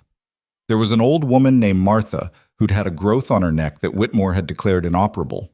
Asher had removed it successfully, and she'd been healthy ever since. There was a young man named Peter who'd broken his leg so badly the bone had punctured the skin. The town doctor had wanted to amputate, but Asher had set it properly, and now Peter walked with barely a limp. Story after story. Life after life saved. By the time Dr. Winters returned to the cabin, the sun was setting. Whitmore and Hayes had left hours ago, Whitmore looking furious, Hayes looking relieved. Dr. Winters sat down at the table, her satchel beside her. Asher stood across from her, his arms crossed. Eleanor hovered near the fire, too nervous to sit. "I've made my decision," Dr. Winters said. Eleanor's breath caught. "Mr. Creed, your methods are unorthodox, and your lack of formal credentials is a concern. However, every patient I spoke with had nothing but praise for your work. You've saved lives, relieved suffering, and provided care to people who had nowhere else to turn." She paused. "That said, if you continue practicing without a license, you'll always be vulnerable to challenges like this. Dr. Whitmore isn't going to stop. Neither will others like him. So what are you saying?" "I'm saying you should get licensed. Take the territorial medical exam. If you pass, you'll have the credentials to shut down critics like Whitmore permanently." Asher frowned. "And if I don't? Then I can't protect you. Next time someone files a complaint, you might not get an inspector as fair-minded as me." She stood, gathering her things. "Think about it, Mr. Creed. You're doing good work. It would be a shame to see it destroyed because of bureaucracy." After she left, Eleanor turned to Asher. "Are you going to do it? Take the exam?" Asher stared at the fire, his expression unreadable. "I don't know." "Why not? You'd pass easily." "It's not about passing. It's about playing their game, bending to their rules." He shook his head. "I left that world for a reason. But if it means you can keep helping people, I can help people just fine without a piece of paper saying I'm allowed to." Eleanor wanted to argue, but she could see the set of his jaw, the stubborn line of his shoulders. Asher Creed was not a man who changed his mind easily. That night, she lay in bed thinking about Dr. Winters' words. The world was changing. The frontier was shrinking. Sooner or later, places like this, wild, ungoverned, outside the reach of rules and regulations, would disappear. And when they did, people like Asher would have to adapt or be crushed. She didn't know if he was capable of adapting. Wasn't sure if she wanted him to, but she knew one thing: she wasn't going to let Whitmore win.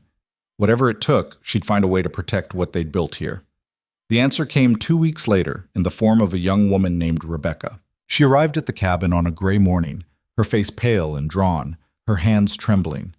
Eleanor opened the door and knew immediately something was wrong. "Please," Rebecca said, "I need help. It's my sister. She's in labor, and something's wrong, really wrong." Asher grabbed his satchel. "How far along?" 8 months, maybe? She's been in labor for 2 days. The midwife said the baby's stuck." Asher's expression darkened. "Where is she?" "My family's farm, about 5 miles east." They left immediately. The farm was a small, ramshackle place, the barn sagging and the fields overgrown. Inside the house, a girl who couldn't have been more than 17 lay on a bed, her face slick with sweat, her eyes glassy with exhaustion. Asher examined her quickly, his hands moving with practiced efficiency. When he pulled back, his face was grim. "The baby's breech. And she's been in labor too long. She's running out of time." Eleanor's stomach clenched. She'd seen this before with Anna, but Anna had been older, stronger. This girl was so young, so fragile. "What do we do?" Rebecca asked, her voice breaking. "We turn the baby, same as last time." Asher looked at Eleanor. "You're going to assist." Eleanor nodded, her hands already moving to prepare. She boiled water, laid out clean cloth, tried to ignore the girl's screams as Asher worked. But this time was different. The baby wouldn't turn. Asher tried again and again, his jaw tight with concentration. The girl's screams grew weaker, more desperate. "It's not working," Eleanor said, her voice shaking. "I know." Asher pulled back, breathing hard. "We're going to have to cut." Eleanor's blood went cold. "A cesarean? It's the only option. If we don't, they both die." "Do you have the tools?" "Barely. And no anesthetic." He looked at the girl, then at Rebecca. "You need to understand, this is dangerous. She might not survive, but if we don't try, she definitely won't." Rebecca was crying now. "Do it, please. Just save her." Asher sat up quickly, laying out instruments Eleanor had only seen in books. He gave the girl a leather strap to bite down on, then looked at Eleanor. "Hold her down. She's going to fight." Eleanor moved into position, her heart pounding so hard she thought it might explode. Asher made the first incision, and the girl's screams filled the room, raw and animal. Eleanor held her, whispering meaningless reassurances, trying not to look at the blood. Asher worked fast, his hands steady despite the chaos. He cut through layers of tissue, muscle, the protective sac around the baby. Eleanor had read about this procedure, had studied the diagrams, but nothing had prepared her for the reality of it, the smell of blood and sweat. The girl's agonized screaming, the sheer brutality of cutting into living flesh. Finally, Asher reached the baby. He pulled it free, a tiny, slippery thing covered in blood and fluid. It was tiny, blue, silent. "Is it alive?" Rebecca sobbed. Asher cleared the baby's mouth, rubbed its chest. Nothing. He rubbed harder, his movements growing more urgent. He breathed into its mouth, trying to force air into the tiny lungs. Eleanor watched, her throat tight, her hands still holding the girl down even though she'd stopped moving, stopped screaming. The silence was worse than the noise had been. And then, finally, a thin wail cut through the air. The baby was alive, but the mother wasn't moving. Asher handed the baby to Rebecca and turned back to the girl. He worked frantically, stitching the incision, packing the wound, trying to stop the bleeding. But there was so much blood. Too much. Eleanor could see it in his movements, the way they became more desperate, less controlled. She could see it in the set of his shoulders, the grim line of his mouth. The girl's breathing grew shallow, then stopped. Asher kept working, kept trying, his hands moving mechanically, even though Eleanor could see he knew it was over. Finally, he stepped back, his hands red, his expression hollow. "She's gone." Rebecca's scream was worse than anything Eleanor had heard before. She clutched the baby to her chest, sobbing, her whole body shaking with grief. The sound filled the small house, echoing off the walls, and Eleanor just stood there, frozen, her mind refusing to process what had just happened. Asher cleaned his hands in silence, packed up his instruments. When he spoke, his voice was flat, distant. "We need to go." Eleanor followed him outside, her legs moving on autopilot. The morning was still gray, the air cold and damp. Behind them, Rebecca's sobs continued, broken and terrible. They walked back to the cabin in silence, the weight of what had happened pressing down on them like a physical thing. Eleanor's hands were shaking. Her dress was soaked with blood. She felt numb, disconnected, like she was watching herself from a distance. When they finally reached the cabin, Asher dropped his satchel on the floor and sank into a chair. He didn't speak, didn't move, just stared at the fire with hollow eyes. Eleanor sat across from him, her hands trembling in her lap. "You did everything you could." "It wasn't enough." "You saved the baby." "I killed the mother." "That's not—" "Yes, it is." His voice was hard, bitter. "I made the call. I chose to cut. And she died because of it." Eleanor wanted to argue, to tell him he was wrong, but the words stuck in her throat, because part of her wondered if he was right, if there had been another option, something they'd missed. "Her name was Margaret," Asher said quietly. "Rebecca told me later. She was 17. She wanted to be a teacher. She used to read to the younger kids in town, taught them their letters." He swallowed hard. "She had a life, plans, and I took that away from her." "You didn't take anything. You tried to give her a chance. She knew the risks. Rebecca knew the risks. They chose to try. And she died. And her baby lived. That has to count for something." Asher looked at her, really looked at her, and something in his expression cracked. Not quite breaking, but fracturing at the edges. "Does it? Does one life balance out another? Is that how we're supposed to calculate this?" Eleanor didn't have an answer for that. She just sat there, watching him, feeling the weight of the question settle over both of them. They sat in silence until the fire burned low. Finally, Asher stood and walked to the shelf where he kept his journal. He pulled it down, opened it to a blank page, and started writing. Eleanor watched him, her chest tight. This was the cost of the work. Not just the long hours, the difficult cases, the lack of recognition. It was this. The failures, the deaths, the knowledge that no matter how hard you tried, sometimes it wasn't enough.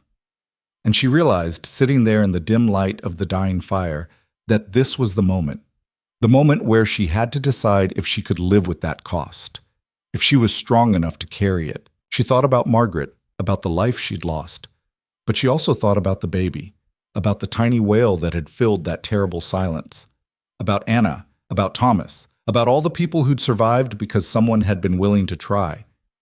And she knew her answer. She pulled out her own journal, opened it to a fresh page, and started writing. She wrote about Margaret, about the surgery, the desperate attempts to save her, the moment her breathing had stopped. She wrote about the baby, about the sound of its first cry. She wrote about the look on Asher's face, the weight of responsibility that came with every decision. And then she wrote something else, something that felt like both a promise and a prayer. I will remember her. I will learn from this. And I will keep trying, because the alternative is to let fear win. And I refuse to do that. When she finished, she closed the journal and looked up. Asher was watching her, his expression unreadable. "You're still here," he said quietly. "Where else would I be?" "Most people would have left by now, after seeing that." Eleanor shook her head. "I'm not most people." "No, you're not." He was quiet for a moment. "You sure you want this life? It doesn't get easier." "I know. You'll lose patience. You'll make mistakes. You'll carry every failure with you for the rest of your life." "I know." "And you still want it?" Eleanor met his gaze, steady and sure. "Yes, I still want it." Asher studied her for a long moment, then nodded slowly. "All right, then tomorrow we keep working." And they did. The days after Margaret's death were the hardest Eleanor had ever lived through.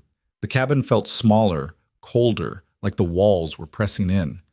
Asher moved through his routines mechanically, checking supplies, organizing instruments, but there was no life in it. He barely spoke, barely ate. He just existed, going through the motions because stopping meant thinking, and thinking meant remembering. Eleanor gave him space, but she watched him carefully. She'd seen what grief could do to people, how it could hollow them out from the inside.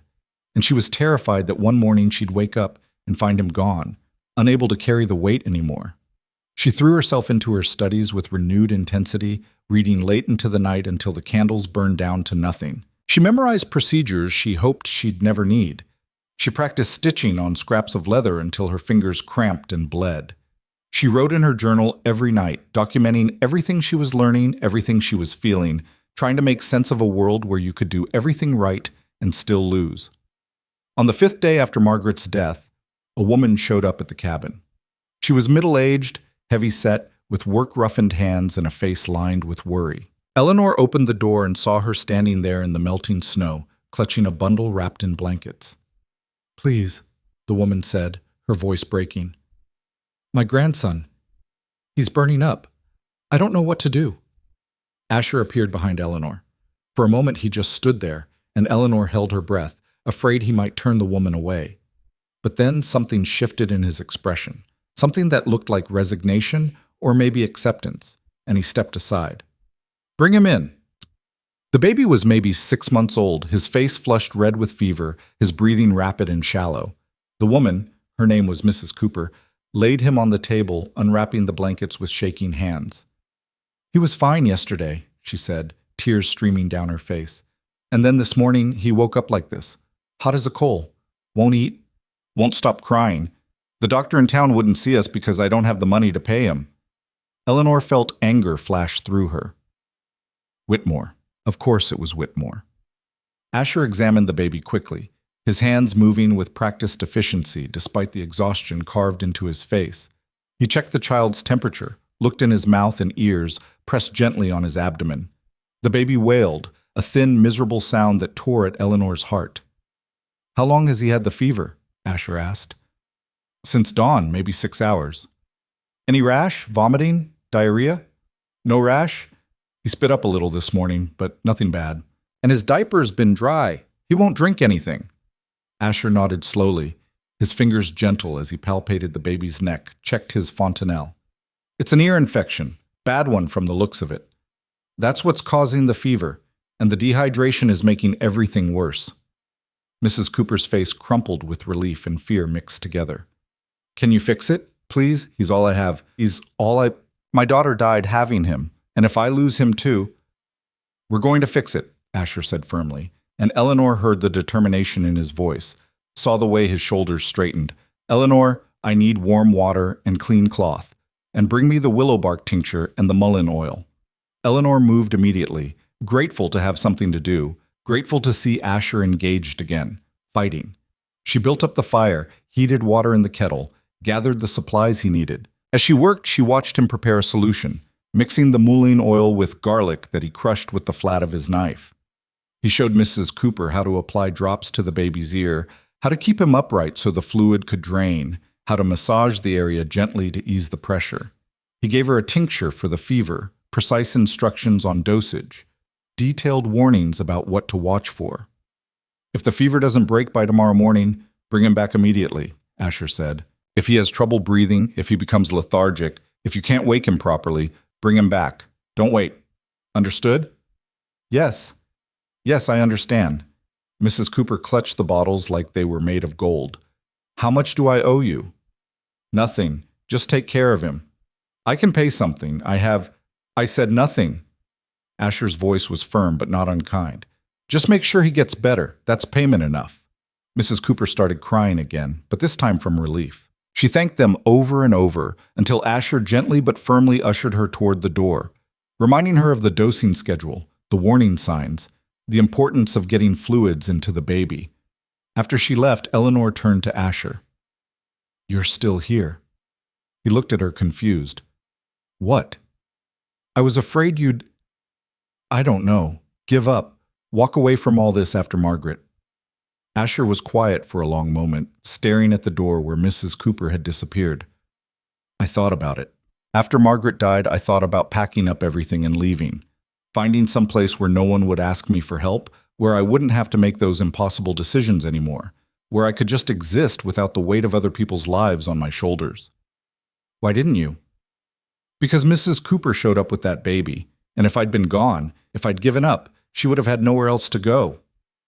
Whitmore already turned her away, and maybe that baby would have died from something as stupid and preventable as an ear infection. He shook his head, something hard and resolved settling in his expression. "I can't save everyone. Margaret proved that. But I can't walk away from the ones I might save either. That would be worse than failing. That would be choosing to let them die." Eleanor felt something tight in her chest loosen, something she hadn't even realized she'd been holding. "So we keep going. We keep going." Over the next few weeks, the patients kept coming, and with each one, Eleanor watched Asher come back to himself. A man with a badly infected wound from a logging accident. A child with whooping cough who couldn't stop the terrible hacking coughs that turned her lips blue. A woman with a breech pregnancy that, mercifully, Asher managed to turn without needing to cut, his hands gentle and sure as he worked while Eleanor assisted, learning every movement, every technique. Eleanor worked alongside him, her skills growing with each case. Asher gave her more responsibility, stepping back and letting her make decisions, only intervening when she was about to make a critical mistake or when she asked for guidance. One afternoon in late March, after they'd treated a farmer with a dislocated shoulder, Eleanor had reduced it herself, feeling the satisfying pop as the joint slid back into place. Asher sat down at the table and pulled out a piece of paper. "What's that?" Eleanor asked, wiping her hands on a clean cloth. "A letter. To the Territorial Medical Board." He set it in front of her, and she saw his neat handwriting covering the page. "I'm taking the licensing exam." Eleanor stared at him, her heart jumping. "You are?" Dr. Winters was right. If I'm going to keep doing this, if we're going to build something that lasts, I need the credentials to back it up. Otherwise, every time someone like Whitmore comes after me, we'll have to fight the same battle over and over again, and eventually we'll lose. "When's the exam?" "June, in Helena. It's a 3-day trip from here, maybe 4 depending on the weather." He looked at her seriously, his gray eyes steady. "Which means you'll be alone here for almost a week." Eleanor's stomach flipped. "Alone?" "You can handle it. You've been handling cases on your own for weeks now, with me barely supervising. This is just making it official. What if someone comes with an emergency I can't manage? What if there's another breech birth or a surgery or... Then you do what you can and send for help if you need it. But honestly, Eleanor, you're ready for this. You've learned more in 9 months than most medical students learn in 2 years. You know anatomy better than half the licensed physicians I've met. You can diagnose, treat, and handle complications. You're ready." Eleanor wanted to argue, to tell him she wasn't ready, that she needed more time, more training, more certainty. But deep down, she knew he was right. She'd been ready for a while now. She just hadn't wanted to admit it because admitting it meant accepting the full weight of responsibility. "All right," she said, her voice steadier than she felt. "I'll manage." Asher nodded, something that might have been pride flickering across his face. "Good, because there's something else I need to tell you." Eleanor braced herself. "What?" "After the exam, if I pass, and I will pass, I'm going to start training you officially, as my apprentice, registered with the Territorial Medical Board. It means you'll be able to practice under my license, treat patients legally without me present, and after 2 years of documented practice, you can take the exam yourself and get your own license." Eleanor's breath caught in her throat. "You mean it?" "I wouldn't say it if I didn't." She felt tears prick her eyes and blinked them back furiously. "Thank you." "Don't thank me yet. The next 2 years are going to be harder than anything you've done so far.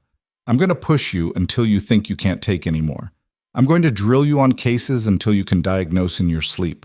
I'm going to make you defend every decision, explain every treatment, justify every choice. And when you think you can't take anymore, I'm going to push you further." Eleanor almost smiled through the tears threatening to spill over. "I know, and I'm ready." "Good. Now get back to studying. You've got the entire cardiovascular system to review before dinner, and I'm going to quiz you on it." Eleanor groaned but pulled out her anatomy text, settling in at the table. As she studied, she felt something settle in her chest. Not quite peace, but something close to it. Purpose. Direction. A future that she was building with her own hands. April brought warmer weather, the last of the snow melting away to reveal the green shoots of early spring pushing through the earth. It also brought an unexpected visitor. Eleanor was in the garden behind the cabin, checking the medicinal herbs that Asher had cultivated over the years, comfrey and calendula, echinacea and valerian, when she heard a horse approaching. She straightened, shading her eyes against the afternoon sun, and saw a rider emerge from the trees. It was Marshal Hayes. He was alone, and the expression on his face was troubled. Eleanor called for Asher, who came out of the cabin wiping his hands on a towel, his expression immediately wary. His hand moved instinctively toward the knife at his belt. Hayes dismounted slowly, holding up both hands in a gesture of peace. "I'm not here to cause trouble." "Then why are you here?" Asher asked, his voice flat. "Because I thought you should know. Whitmore's planning something.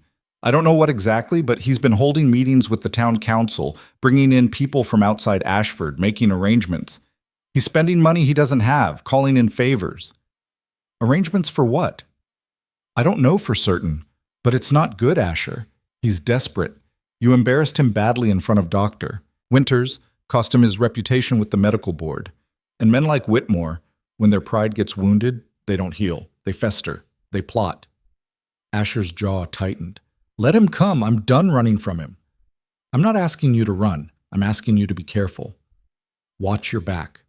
Don't give him any ammunition, any excuse to come after you legally. Because if he can find a way to destroy you through the law, he will." "I'll keep that in mind." Hayes looked at Eleanor, his expression serious. "You too, Miss Voss. Whitmore's been saying things about you in town. Ugly things. Spreading rumors." Eleanor felt her stomach clench. "What kind of things?" Hayes looked uncomfortable. "That you're Creed's mistress, not his student. That you're both running some kind of scheme, taking advantage of desperate people. That you're dangerous, unqualified, a fraud." "None of that's true," Eleanor said, but even as she said it, she felt the old shame trying to crawl back up her throat. She'd spent so long being the target of gossip and judgment that part of her still believed she deserved it. "I know it's not true. Anyone with sense knows it's not true, but Whitmore's convincing, and there are always people willing to believe the worst about others." Hayes mounted his horse. "Just be careful, both of you." After Hayes left, Eleanor turned to Asher. "What are we going to do?" "Nothing. We keep working. We keep helping people. And we don't let Whitmore's lies change what we're doing here."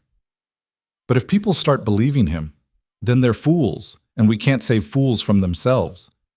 Asher's expression softened slightly. "Eleanor, people who know you, who've seen your work, they won't believe Whitmore's lies. And the people who do believe them, they were never on your side anyway. Don't waste your energy worrying about them. But Eleanor worried anyway. She'd spent too long being the target of gossip and judgment, too long being cast out and whispered about to dismiss it easily. She knew how rumors could spread, how they could poison a community against someone, how they could destroy a life. That night, she lay awake for hours, staring at the ceiling, listening to Asher's steady breathing from across the room. She thought about Whitmore, about his pride and his vindictiveness, and his absolute certainty that he was right. Men like him were dangerous because they couldn't imagine a world where they were wrong, where someone else might be better or more skilled or more compassionate. She must have dozed off eventually because she woke to shouting. Eleanor bolted upright, her heart racing. The cabin was dark except for the dying embers in the fireplace casting flickering shadows on the walls. Outside she could hear voices, multiple voices, angry and overlapping, and the sound of horses, many horses. Asher was already up, moving silently toward the door with his knife drawn. "Stay inside," he said quietly. "Like hell." Eleanor grabbed the fire poker from beside the hearth. It wasn't much of a weapon, but it was better than nothing, and she wasn't going to cower in the cabin while Asher faced whatever was out there alone. Asher didn't waste time arguing. He knew her well enough by now to know it wouldn't work. He threw open the door and stepped outside. Eleanor followed, her grip tight on the poker, her pulse thundering in her ears. The clearing was full of people. Torches cast flickering, demonic shadows across the melting snow. Eleanor counted at least 15 men, maybe more, their faces hard and unfriendly in the firelight. And at the front, wearing a smile that made her stomach turn with its cold satisfaction, was Whitmore. Beside him stood a man Eleanor didn't recognize. He was tall, well-dressed in a wool coat that probably cost more than Eleanor earned in a year, with the kind of face that suggested he was used to being obeyed without question. He held up a hand and the crowd quieted immediately. "Mr. Creed," the man said, his voice carrying clearly across the clearing. "My name is Lawrence Hartwell. I'm the territorial commissioner for this district. I've been informed that you've been operating an unlicensed medical practice in violation of territorial law." Asher's voice was cold and steady. "I'm taking the licensing exam in June. Dr. Winters approved it and filed the paperwork. I'm aware of Dr. Winters' recommendations. However, until you actually pass that examination and receive official licensure, you're still operating illegally. And I've received numerous complaints about your activities here." "From who?" "Him?" Asher nodded toward Whitmore, contempt dripping from every word. "From concerned citizens who believe you're a danger to public health and safety. That's a lie, and you know it." Hartwell's expression didn't change, smooth and bureaucratic. "Whether it's a lie or not is irrelevant to the law. The law is the law, Mr. Creed. You're to cease all medical activities immediately, pending the results of your examination. If you're found practicing medicine before that time, you'll be arrested and charged." Eleanor stepped forward, her voice shaking with rage.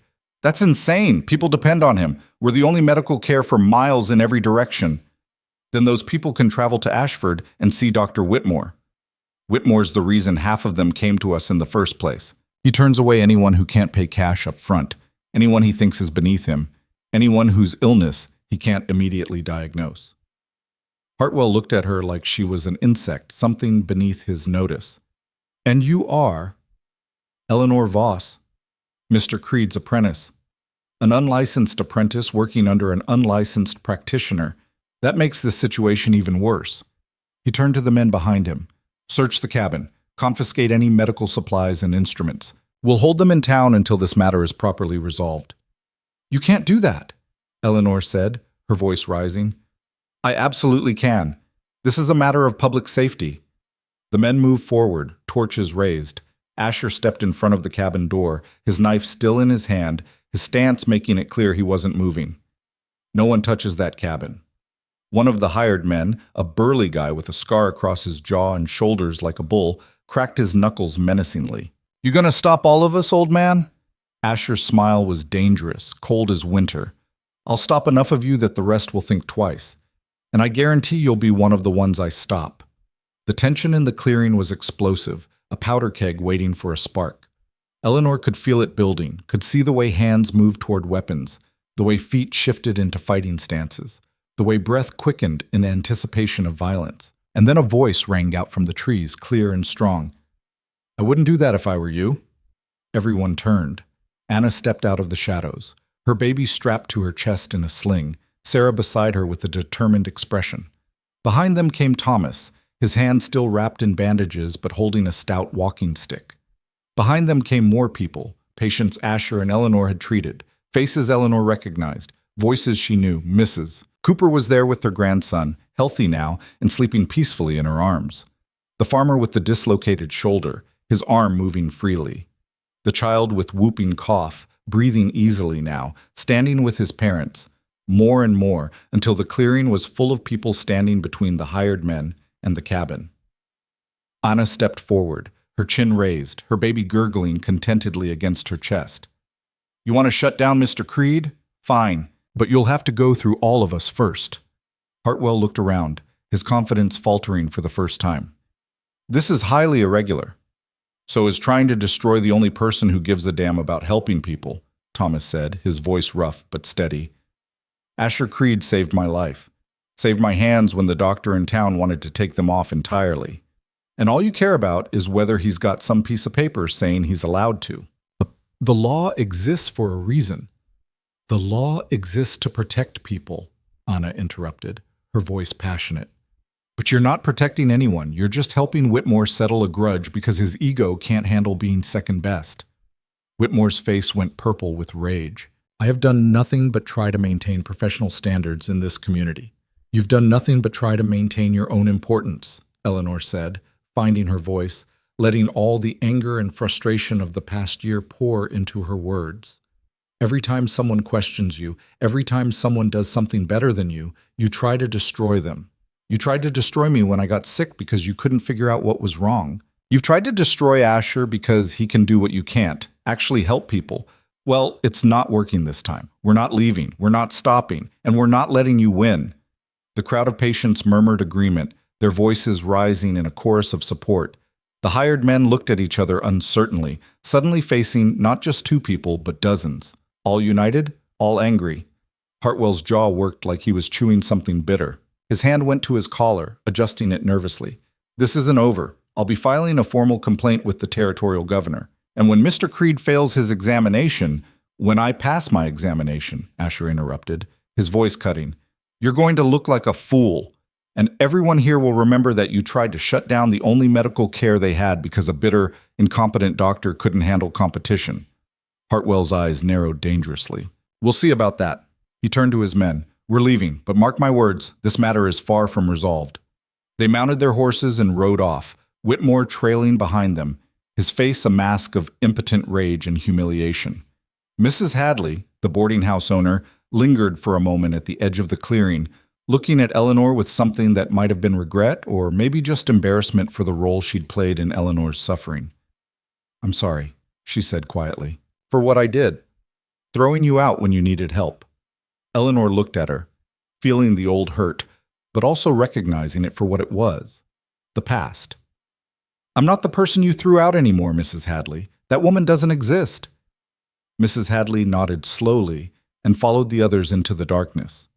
When they were gone, the clearing erupted in relieved conversation. The patients clustered around Asher and Eleanor, thanking them, offering support, promising to spread the word about what had happened, to testify if needed, to stand with them against whatever came next. Anna grabbed Eleanor's hand, squeezing it tight. "You were incredible. I've never seen anyone stand up to Whitmore like that." Eleanor felt her face heat. "I was just telling the truth." "That's more than most people have the guts to do. Whitmore's held power in this town for 20 years, and no one's ever challenged him the way you just did." Sarah nodded enthusiastically. "When word gets out about this, and it will, people are going to see him for what he really is, a bully with a medical license." Over the next few days, that prediction proved accurate. People started showing up at the cabin, not with illnesses, but with support and solidarity. They brought food, bread and cheese, smoked meat, preserves put up from last year's harvest. They brought firewood, already split and stacked. They brought supplies, candles, cloth, anything they thought might be useful. They offered to help with repairs to the cabin, to spread word about what had happened, to stand guard if Whitmore tried something else. Eleanor was overwhelmed by the outpouring. She'd spent so long being rejected, being cast out, that this acceptance felt almost unreal, like a dream she might wake from at any moment. These people didn't care that she'd been sick, that she'd been shamed, that she had no formal credentials. They cared that she'd helped them when no one else would, that she'd treated them with dignity and compassion. Thomas stayed for 2 days, helping Asher repair the woodshed roof that had been damaged in the winter storms. As they worked, Eleanor brought them water and listened to them talk. "You know what this means, don't you?" Thomas said, hammering a nail into place. "Whitmore's going to come at you harder now. He's desperate." "Let him try," Asher said. "We're not backing down." "Good, because this community needs you, both of you." Thomas looked at Eleanor. "You've got something special, Miss Voss. A way of making people feel safe, like they're in good hands. That's rare." Eleanor felt warmth spread through her chest. "Thank you. I mean it. My brother died because Whitmore didn't care enough to try. But you and Creed, you try. You fight for people. That matters more than any license." One evening, as the sun set behind the mountains painting the sky in shades of orange and purple, Eleanor sat on the bench outside the cabin, watching the day fade. Asher came out and sat beside her, handing her a cup of coffee. "You did good the other night," he said. "I just told the truth. That takes more courage than most people have." He was quiet for a moment, sipping his coffee. "You know, when you first showed up here, I didn't think you'd last a month." "I know, you made that pretty clear." "I was wrong. You're not just surviving this life, you're thriving in it. You're becoming exactly the kind of healer this world needs." Eleanor felt her throat tighten. "I had a good teacher. You had the instinct, the compassion, the determination. I just gave you the tools and the knowledge. But the rest? That was all you." They sat in comfortable silence as the stars began to emerge, bright pinpricks against the deepening blue. Eleanor thought about the woman she'd been a year ago, desperate and broken, climbing this mountain with nothing but a sliver of hope. That woman felt like a stranger now, someone she'd read about in a book rather than someone she'd been. "Asher?" "Yeah?" "What you said before, about accepting that we're not gods, that we can't save everyone. I've been thinking about that a lot since Margaret. And I think you're right. We can't save everyone, but we can save some people. And maybe that has to be enough. Maybe that's all anyone can ask of us." He looked at her, and something in his expression softened, the hard edges worn down. "Yeah, it does." May arrived, bringing with it the promise of summer and Asher's departure for Helena. The morning he left was gray and overcast, clouds hanging low over the mountains like they might drop snow, even though it was too late in the season. He packed his satchel carefully with books and notes, loaded his horse with supplies for the journey. "You have everything you need," he told Eleanor for the 3rd time, checking and rechecking his mental list. "The supply closet is fully stocked. Your reference texts are all on the shelf. You know where the emergency stores are if something happens." "I know. Trust your training, trust your instincts, and if something comes up you can't handle, I'll send for help. You've told me." He studied her face. "And Eleanor, don't try to be a hero. Sometimes the smartest thing you can do is admit you need assistance. There's no shame in that." She nodded, her throat tight with emotion she didn't want to show. "Come back safe." "I will. I'll be back in a week, maybe 8 days if the weather turns." He swung up onto his horse, settling into the saddle. "You're going to be fine. More than fine." She watched him ride down the trail until the trees swallowed him up and he disappeared from view. Then she stood there for a long moment, listening to the silence, feeling the weight of being alone settle over her like a cloak. Finally, she turned and went back into the cabin, suddenly very aware of how empty it felt without Asher's presence filling it. The first day alone was strange and disorienting. Eleanor went through her routines, checking supplies, studying her books, tending the garden, but without Asher's presence, everything felt off balance. She caught herself listening for his footsteps, expecting him to appear with a new drill or a patient who needed help or a sharp question about some medical principle she should know by now. The second day, a woman showed up with a badly sprained ankle, swollen to twice its normal size and already turning spectacular shades of purple and black. Eleanor treated it carefully, wrapping it with firm but gentle pressure, elevating it, applying cold compresses. She gave the woman willow bark for the pain and strict instructions to stay off it for at least a week. "How much do I owe you?" the woman asked. Eleanor hesitated. She and Asher had never really discussed payment. "Whatever you can afford." The woman pressed a few coins into her hand. "My husband's a carpenter. If you ever need work done, just send word." After she left, Eleanor stood in the cabin holding the coins, feeling a surge of something that might have been pride. She'd done that herself. No supervision, no second guessing.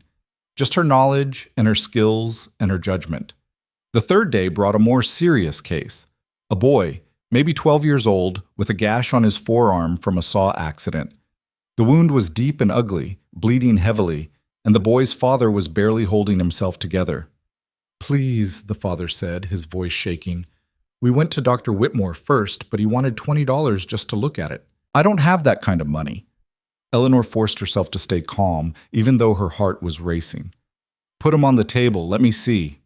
The wound was bad, deep enough that she could see muscle and possibly tendon, the edges ragged where the saw had torn rather than cut cleanly.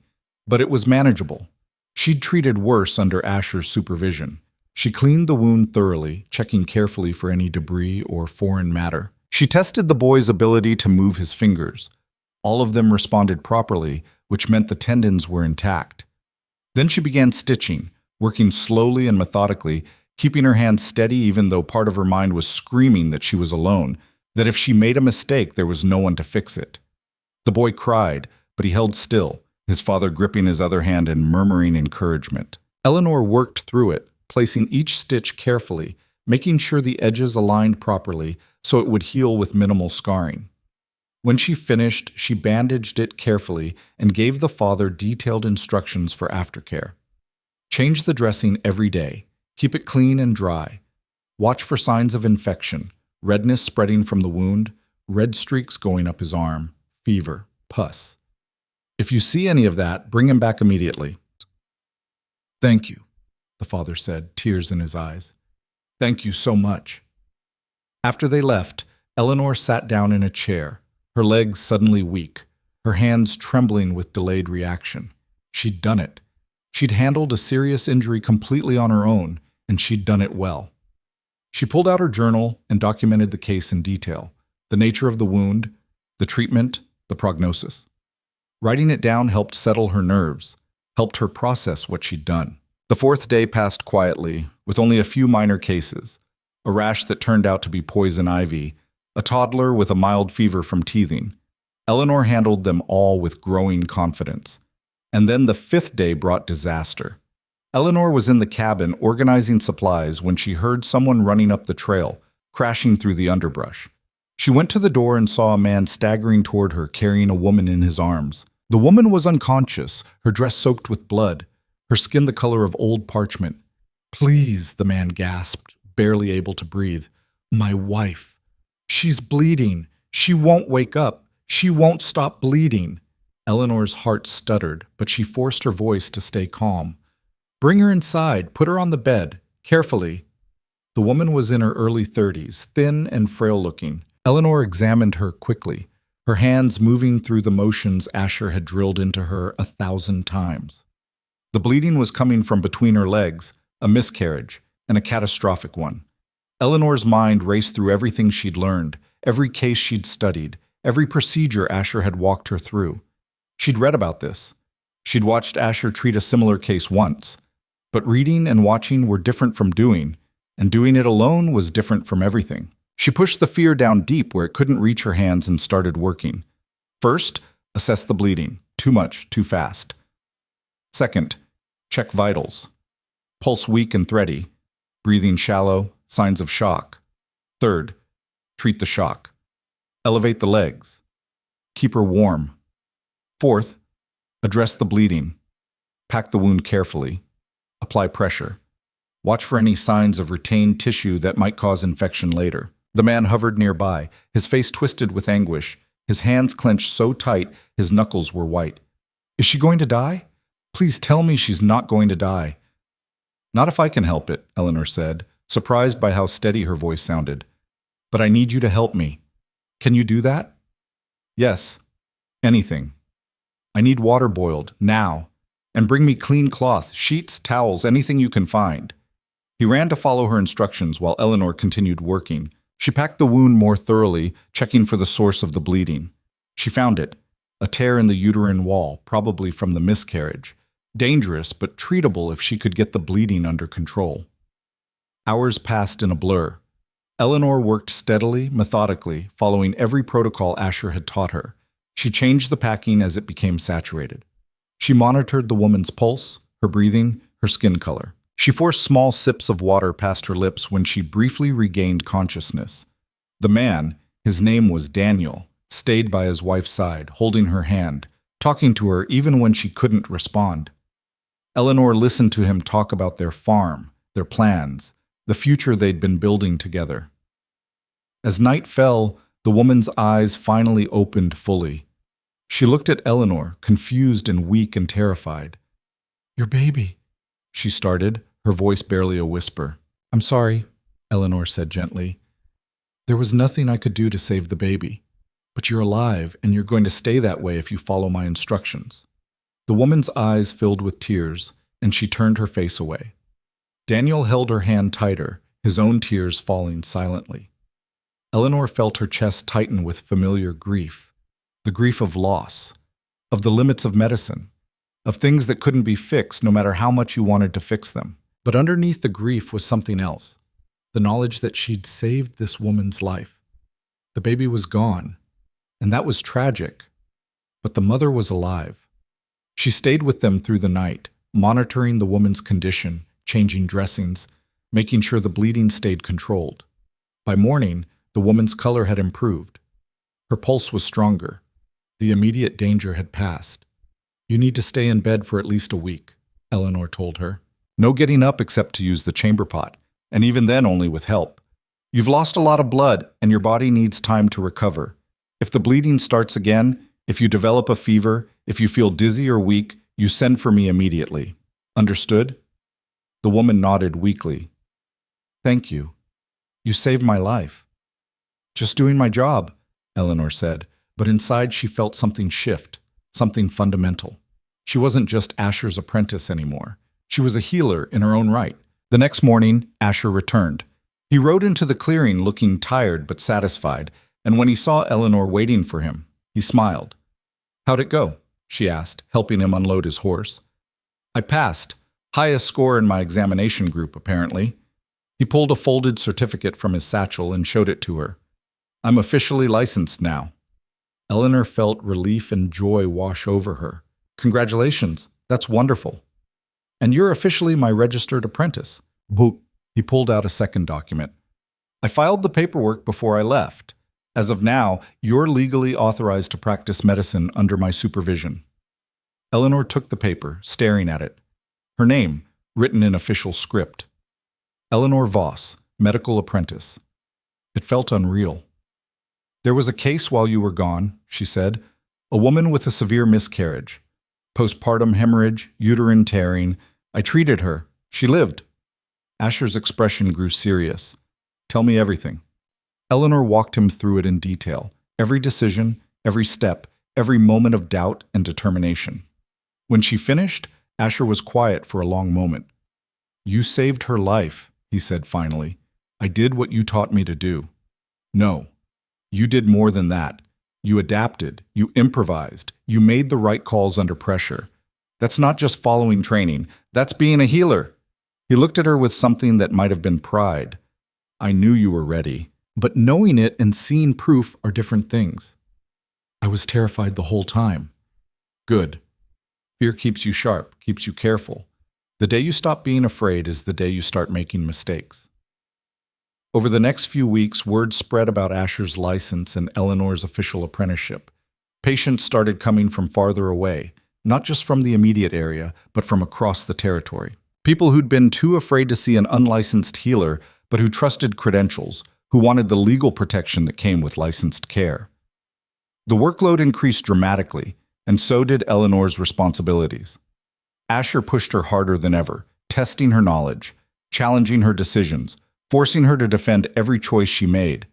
But he also gave her more freedom, stepping back and letting her lead on cases she was ready for. One afternoon in early June, as they were treating a man with a broken collarbone, Asher stepped back completely and folded his arms, watching. Eleanor felt his eyes on her but forced herself to focus on the patient. She examined the injury, confirmed the diagnosis, explained the treatment plan. She set the bone carefully, immobilized the shoulder with a sling, gave detailed instructions for care and recovery. When the patient left, Asher turned to her with a slight smile. "You know what that was? A broken collarbone? Your first completely independent case. I didn't touch him, didn't offer advice, didn't intervene. That was all you, start to finish." Eleanor felt pride swell in her chest. "I didn't even notice you weren't helping." "That's because you were focused on the patient, as you should be." He paused. "You're not a student anymore, Eleanor. You're a healer, a damn good one." In late June, Whitmore made his final, desperate attempt to destroy them. He showed up at the cabin with Hartwell, 2 territorial marshals Eleanor didn't recognize, and a lawyer carrying an official-looking leather case. The group looked grim and determined. "Mr. Creed," Hartwell said, his voice formal and cold, "despite your recent licensure, we've received credible allegations that you've been engaging in unethical medical practices. Specifically, that you performed an unauthorized and unnecessary surgery that resulted in a patient's death." Asher's expression went cold and hard. "Margaret, the young woman who died during a cesarean section several months ago. We have sworn testimony from Dr. Whitmore that the surgery was unnecessary, reckless, and performed without proper consent. Whitmore wasn't there. He doesn't know what happened. Nevertheless, we're launching an official investigation into the circumstances of her death. Until it's concluded, you're suspended from practicing medicine. Any violation of this suspension will result in immediate arrest and criminal charges." Eleanor stepped forward, her voice shaking with rage. "This is insane. The baby would have died if Asher hadn't operated. They both would have died. He gave them a chance when they had none." "That's your opinion, Miss Voss, Doctor. Whitmore disagrees, and his medical opinion carries significant weight with the territorial board." "Dr. Whitmore is a liar and a coward," Eleanor said, not caring any more about propriety or consequences. "He's been trying to destroy us for over a year because he can't stand that we're better at this than he is, that we actually care about patients instead of just collecting fees." Whitmore's face went purple with rage. "I have dedicated 30 years of my life to upholding medical standards in this community." "You've dedicated 30 years to your own ego," Asher interrupted, his voice cutting and precise. "Every decision you make is about protecting your reputation, not helping your patients. You turn away people who can't pay. You refuse to treat conditions you don't immediately understand. You let people suffer because admitting you don't know something might damage your precious standing. That is slanderous. It's the truth, and you know it." Hartwell held up a hand. "Gentlemen, this isn't productive. Mr. Creed, the order stands. You're suspended from medical practice pending the completion of our investigation. Failure to comply will result in your arrest. Do you understand?" Asher's jaw was tight, a muscle jumping in his cheek, but he nodded. "I understand." "Good. We'll be in touch." Hartwell turned to leave, the others following. Whitmore lingered for just a moment, his eyes on Asher, a small, triumphant smile playing at his lips. "Enjoy your time off, Creed. I suspect it's going to be permanent." After they left, Eleanor turned to Asher, her mind racing. "We can't just stop. People need us. I know. But if we defy this order, they'll arrest me, and then no one gets help." He was thinking. She could see it in his eyes, working through possibilities. "But there's a loophole." "What?" "You practice, under my supervision. Technically, I'm suspended from practicing. Not from supervising. As long as I'm present and you're the one doing the actual treatment, we're not violating the order." Eleanor's eyes widened. "Will that work?" "It's legally gray, but it's not explicitly forbidden, and it's the best option we have right now." And so that's what they did. Over the next month, Eleanor became the primary healer, with Asher watching and advising but never touching the patients himself. She handled everything from minor injuries to serious illnesses, her confidence growing with each case. Word spread quickly. People started specifically requesting Eleanor, saying they trusted her hands, her judgment, her compassionate care. She was no longer just Asher's apprentice working in his shadow. She was a healer in her own right, and people recognized that. In late July, on a hot afternoon when the air was thick and still, Rebecca showed up at the cabin. Eleanor hadn't seen her since Margaret's death, and the sight of her made Eleanor's heart clench with a mixture of guilt and grief. "I need to talk to you," Rebecca said, her voice quiet. "About my sister." Eleanor's stomach dropped. "All right." They sat on the bench outside, where the air was slightly cooler. Rebecca looked older than Eleanor remembered, grief having carved lines into her young face. "Hartwell came to see me," Rebecca said, "about the investigation. He asked me questions about what happened that day, about whether Mr. Creed had been reckless, whether he'd killed Margaret through negligence." Eleanor waited, barely breathing.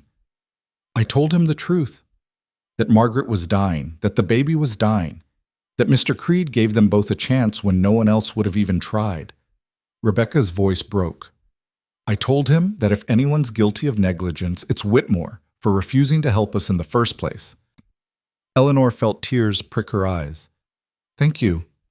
"Don't thank me. I'm just telling the truth." Rebecca reached into her bag and pulled out a letter, the paper worn from being carried. "I also wrote this. It's a full account of what happened, signed and witnessed by 3 people who were there that day. I'm submitting it to the Territorial Medical Board."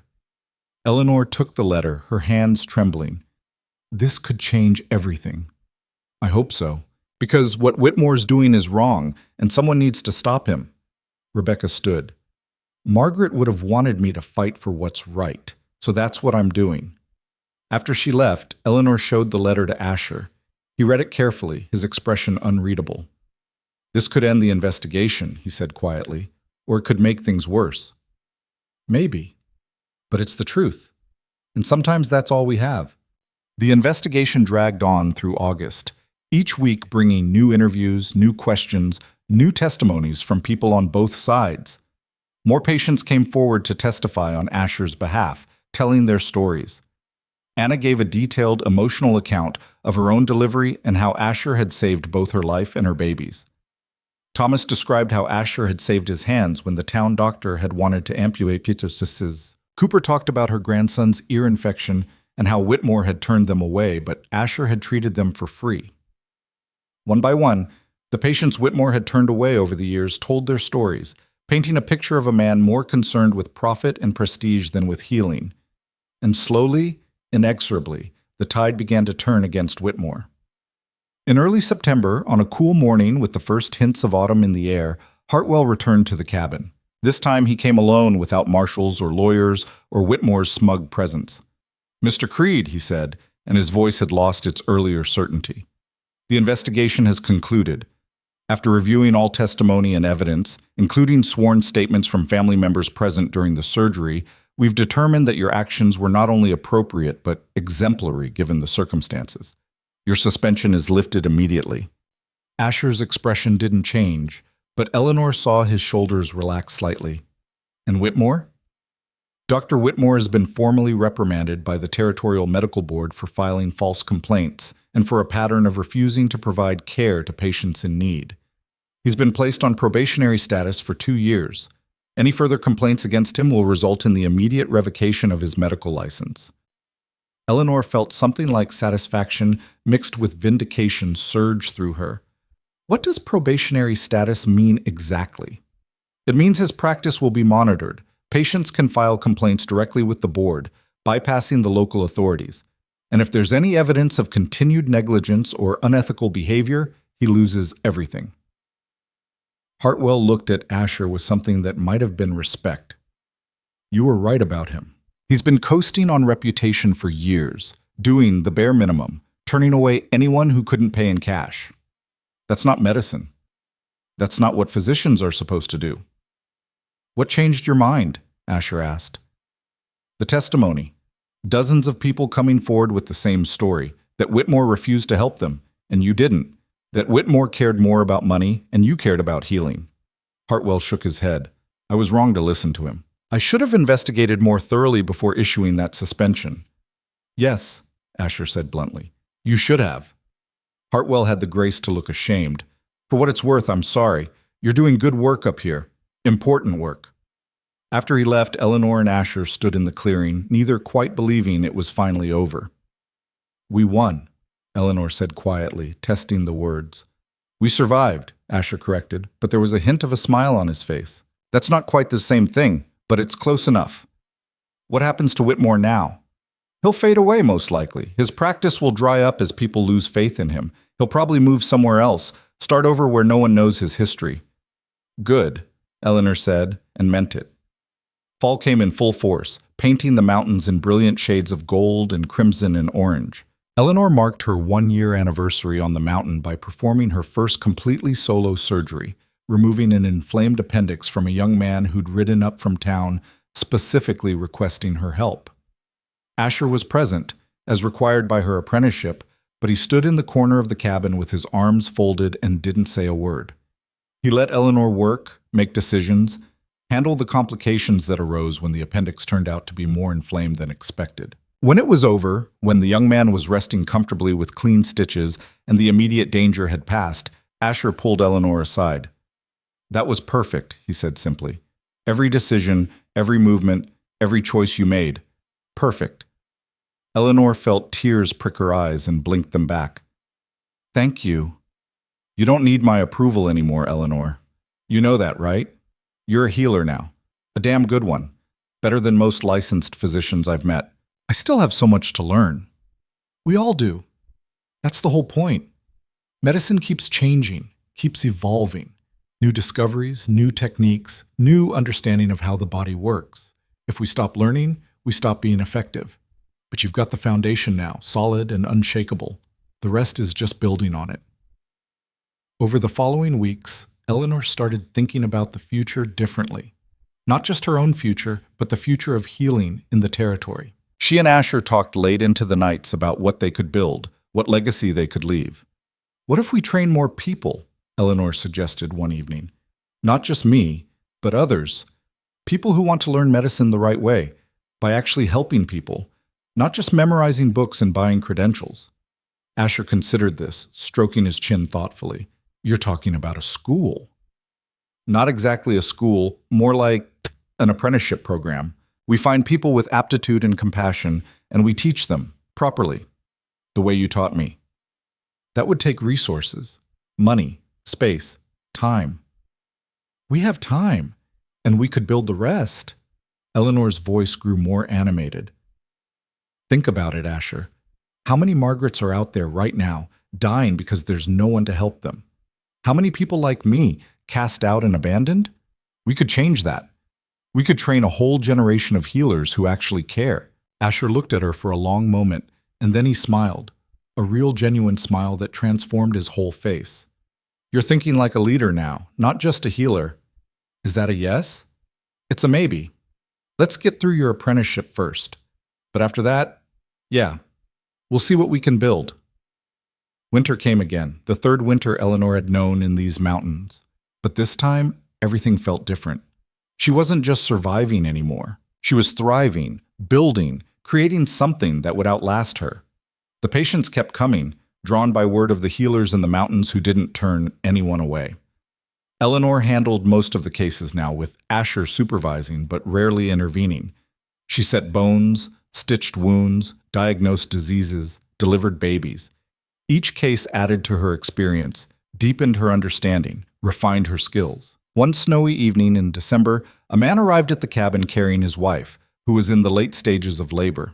Eleanor took one look and knew this was going to be complicated. The baby was coming fast, too fast, and the mother was exhausted. But Eleanor didn't panic. She got the woman settled, checked her progress, and realized the baby was coming whether they were ready or not. She delivered the baby herself, with Asher watching from across the room, not saying a word. And when the baby emerged, healthy and screaming, and the mother started crying with relief and joy, Eleanor felt something settle deep in her bones. This was who she was now. This was what she did. And she was good at it. After the family left, mother, father, and new baby all healthy, Asher turned to Eleanor with an expression she'd never seen before. Pride, maybe. Or satisfaction. Or something deeper. "You know what that was?" he asked. "A delivery. Your 100th case. I've been counting." He pulled out his journal and showed her. 100 patients treated under your direct care. 100 lives touched, and not a single loss. Eleanor stared at the list of names, dates, conditions. I didn't realize. You're not an apprentice anymore, Eleanor. You're a physician in everything but name. And when you take that licensing exam next summer, you're going to pass with flying colors. I hope so. I know so. He closed the journal. And after that, we start building that school you talked about. Because you're right. The world needs more healers like you. Eleanor felt something swell in her chest, too big to name. Hope, maybe. Or purpose. Or the bone-deep satisfaction of knowing she'd found exactly where she belonged. Spring came early, the snow melting in rushing streams down the mountainside. Eleanor stood outside the cabin one morning, breathing in the clean air, watching the sun paint the peaks in shades of gold and pink. Behind her, the cabin door opened. Asher stepped out with 2 cups of coffee, handing one to Eleanor. They stood side by side, watching the light spread across the valley below. You know what today is? Eleanor asked. March 15th. 2 years exactly since I climbed this mountain. Asher glanced at her. How do you feel? Eleanor thought about it. About the pain she'd endured, the knowledge she'd gained, the person she'd become. About the lives they'd saved, the ones they'd lost, the ones still waiting to be helped. I feel ready, she said finally, for whatever comes next. Good. Because I have a feeling it's going to be interesting. As the sun climbed higher, burning away the morning mist, Eleanor knew he was right. The future was uncertain, probably difficult, maybe even dangerous. But she wasn't afraid. She had skills now, knowledge, purpose. And most importantly, she had proved to herself and the world that she mattered. She was Eleanor Voss. She was a healer, and she was exactly where she belonged. Over the next few months, they began laying the groundwork for what would become the Mountain School of Medicine.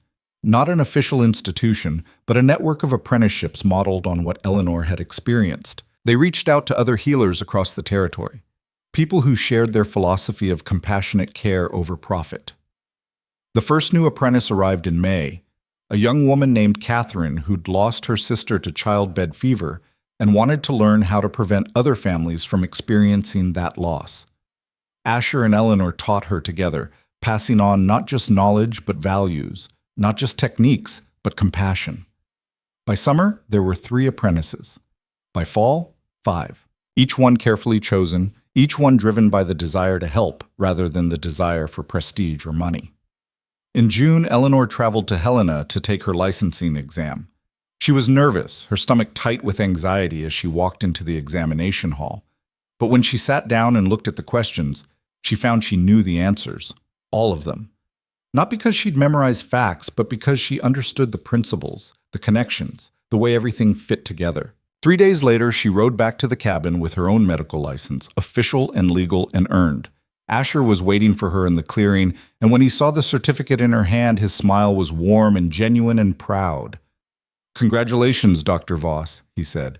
The title felt strange but right, like a coat she'd grown into after wearing it too big for years. Thank you for everything. You earned this yourself. I just pointed you in the right direction. That evening, they gathered all the apprentices and celebrated. Not with anything fancy, just a good meal, some music from Thomas, who'd brought his fiddle, stories shared around the fire. But Eleanor felt something she'd never expected to feel again. Belonging. Community. Home. As the stars emerged and the fire burned low, Eleanor pulled out her journal and wrote, Today I became Dr. Eleanor Voss. 2 years ago, I climbed this mountain expecting to die. Instead, I learned how to live. I learned how to heal. I learned how to matter. I'm not the woman who was thrown away anymore. I'm not the victim, the burden, the shameful secret. I'm a healer. I'm a teacher. I'm building something that will outlast me. The mountain broke me, but it also remade me into something stronger, something better, something more myself than I've ever been. And I wouldn't trade that journey for anything. She closed the journal and looked up at the stars, thinking about Margaret, about all the patients she'd helped, about all the ones still to come. The work would never be finished. There would always be more people who needed help, more illnesses to treat, more lives to save. But that was okay. That was the point. She was Dr. Eleanor Voss. She was a healer, and she was exactly where she needed to be. Years passed. The Mountain School of Medicine grew, sending trained healers throughout the territory. Whitmore eventually left Ashford in disgrace, his license revoked after one too many complaints. The cabin expanded into a small hospital with rooms for patients and students, a proper surgery, an extensive medicinal garden. Eleanor became known throughout the territory, not as the sick woman who'd been cast out, but as the brilliant physician who'd overcome incredible odds. People traveled for days to seek her care, to learn from her, to be treated by hands that had earned their skill through determination and compassion. Asher aged gracefully, eventually stepping back from active practice to focus on teaching. But he never left. The mountain was his home, and Eleanor was his legacy. And Eleanor herself became something she'd never imagined possible. Not just respected, but revered. A healer who changed medicine in the territory, who proved that compassion mattered as much as credentials, that caring for patients meant more than collecting fees. One evening, 10 years after she'd first climbed the mountain, Eleanor stood in the clearing watching the sunset. Her hair had threads of silver now. Her hands bore the scars of a decade of hard work. Small cuts from surgical instruments, burn marks from hot poultices, the permanent calluses that came from endless hours of labor. But her eyes were clear, her spirit strong, her purpose unwavering. Asher joined her, moving slower than he once had, his own years catching up with him. "Thinking about the past?" he asked. "And the future? What do you see?" Eleanor looked at the hospital, larger now, bustling with students and patients, a beacon of hope in the wilderness. She looked at the garden, lush with healing plants. She looked at the trail that led down to the valley, where people no longer feared the healers in the mountains but sought them out with hope and trust. "I see what we built," she said, "and I see it continuing long after we're gone. I see healers we've trained going out into the world, making a difference. I see people who would have died being saved. I see a future where medicine is about healing, not profit. That's a good legacy." It is. They stood together as the sun sank below the peaks, painting the sky in shades of fire and gold. And Eleanor thought about the woman she'd been.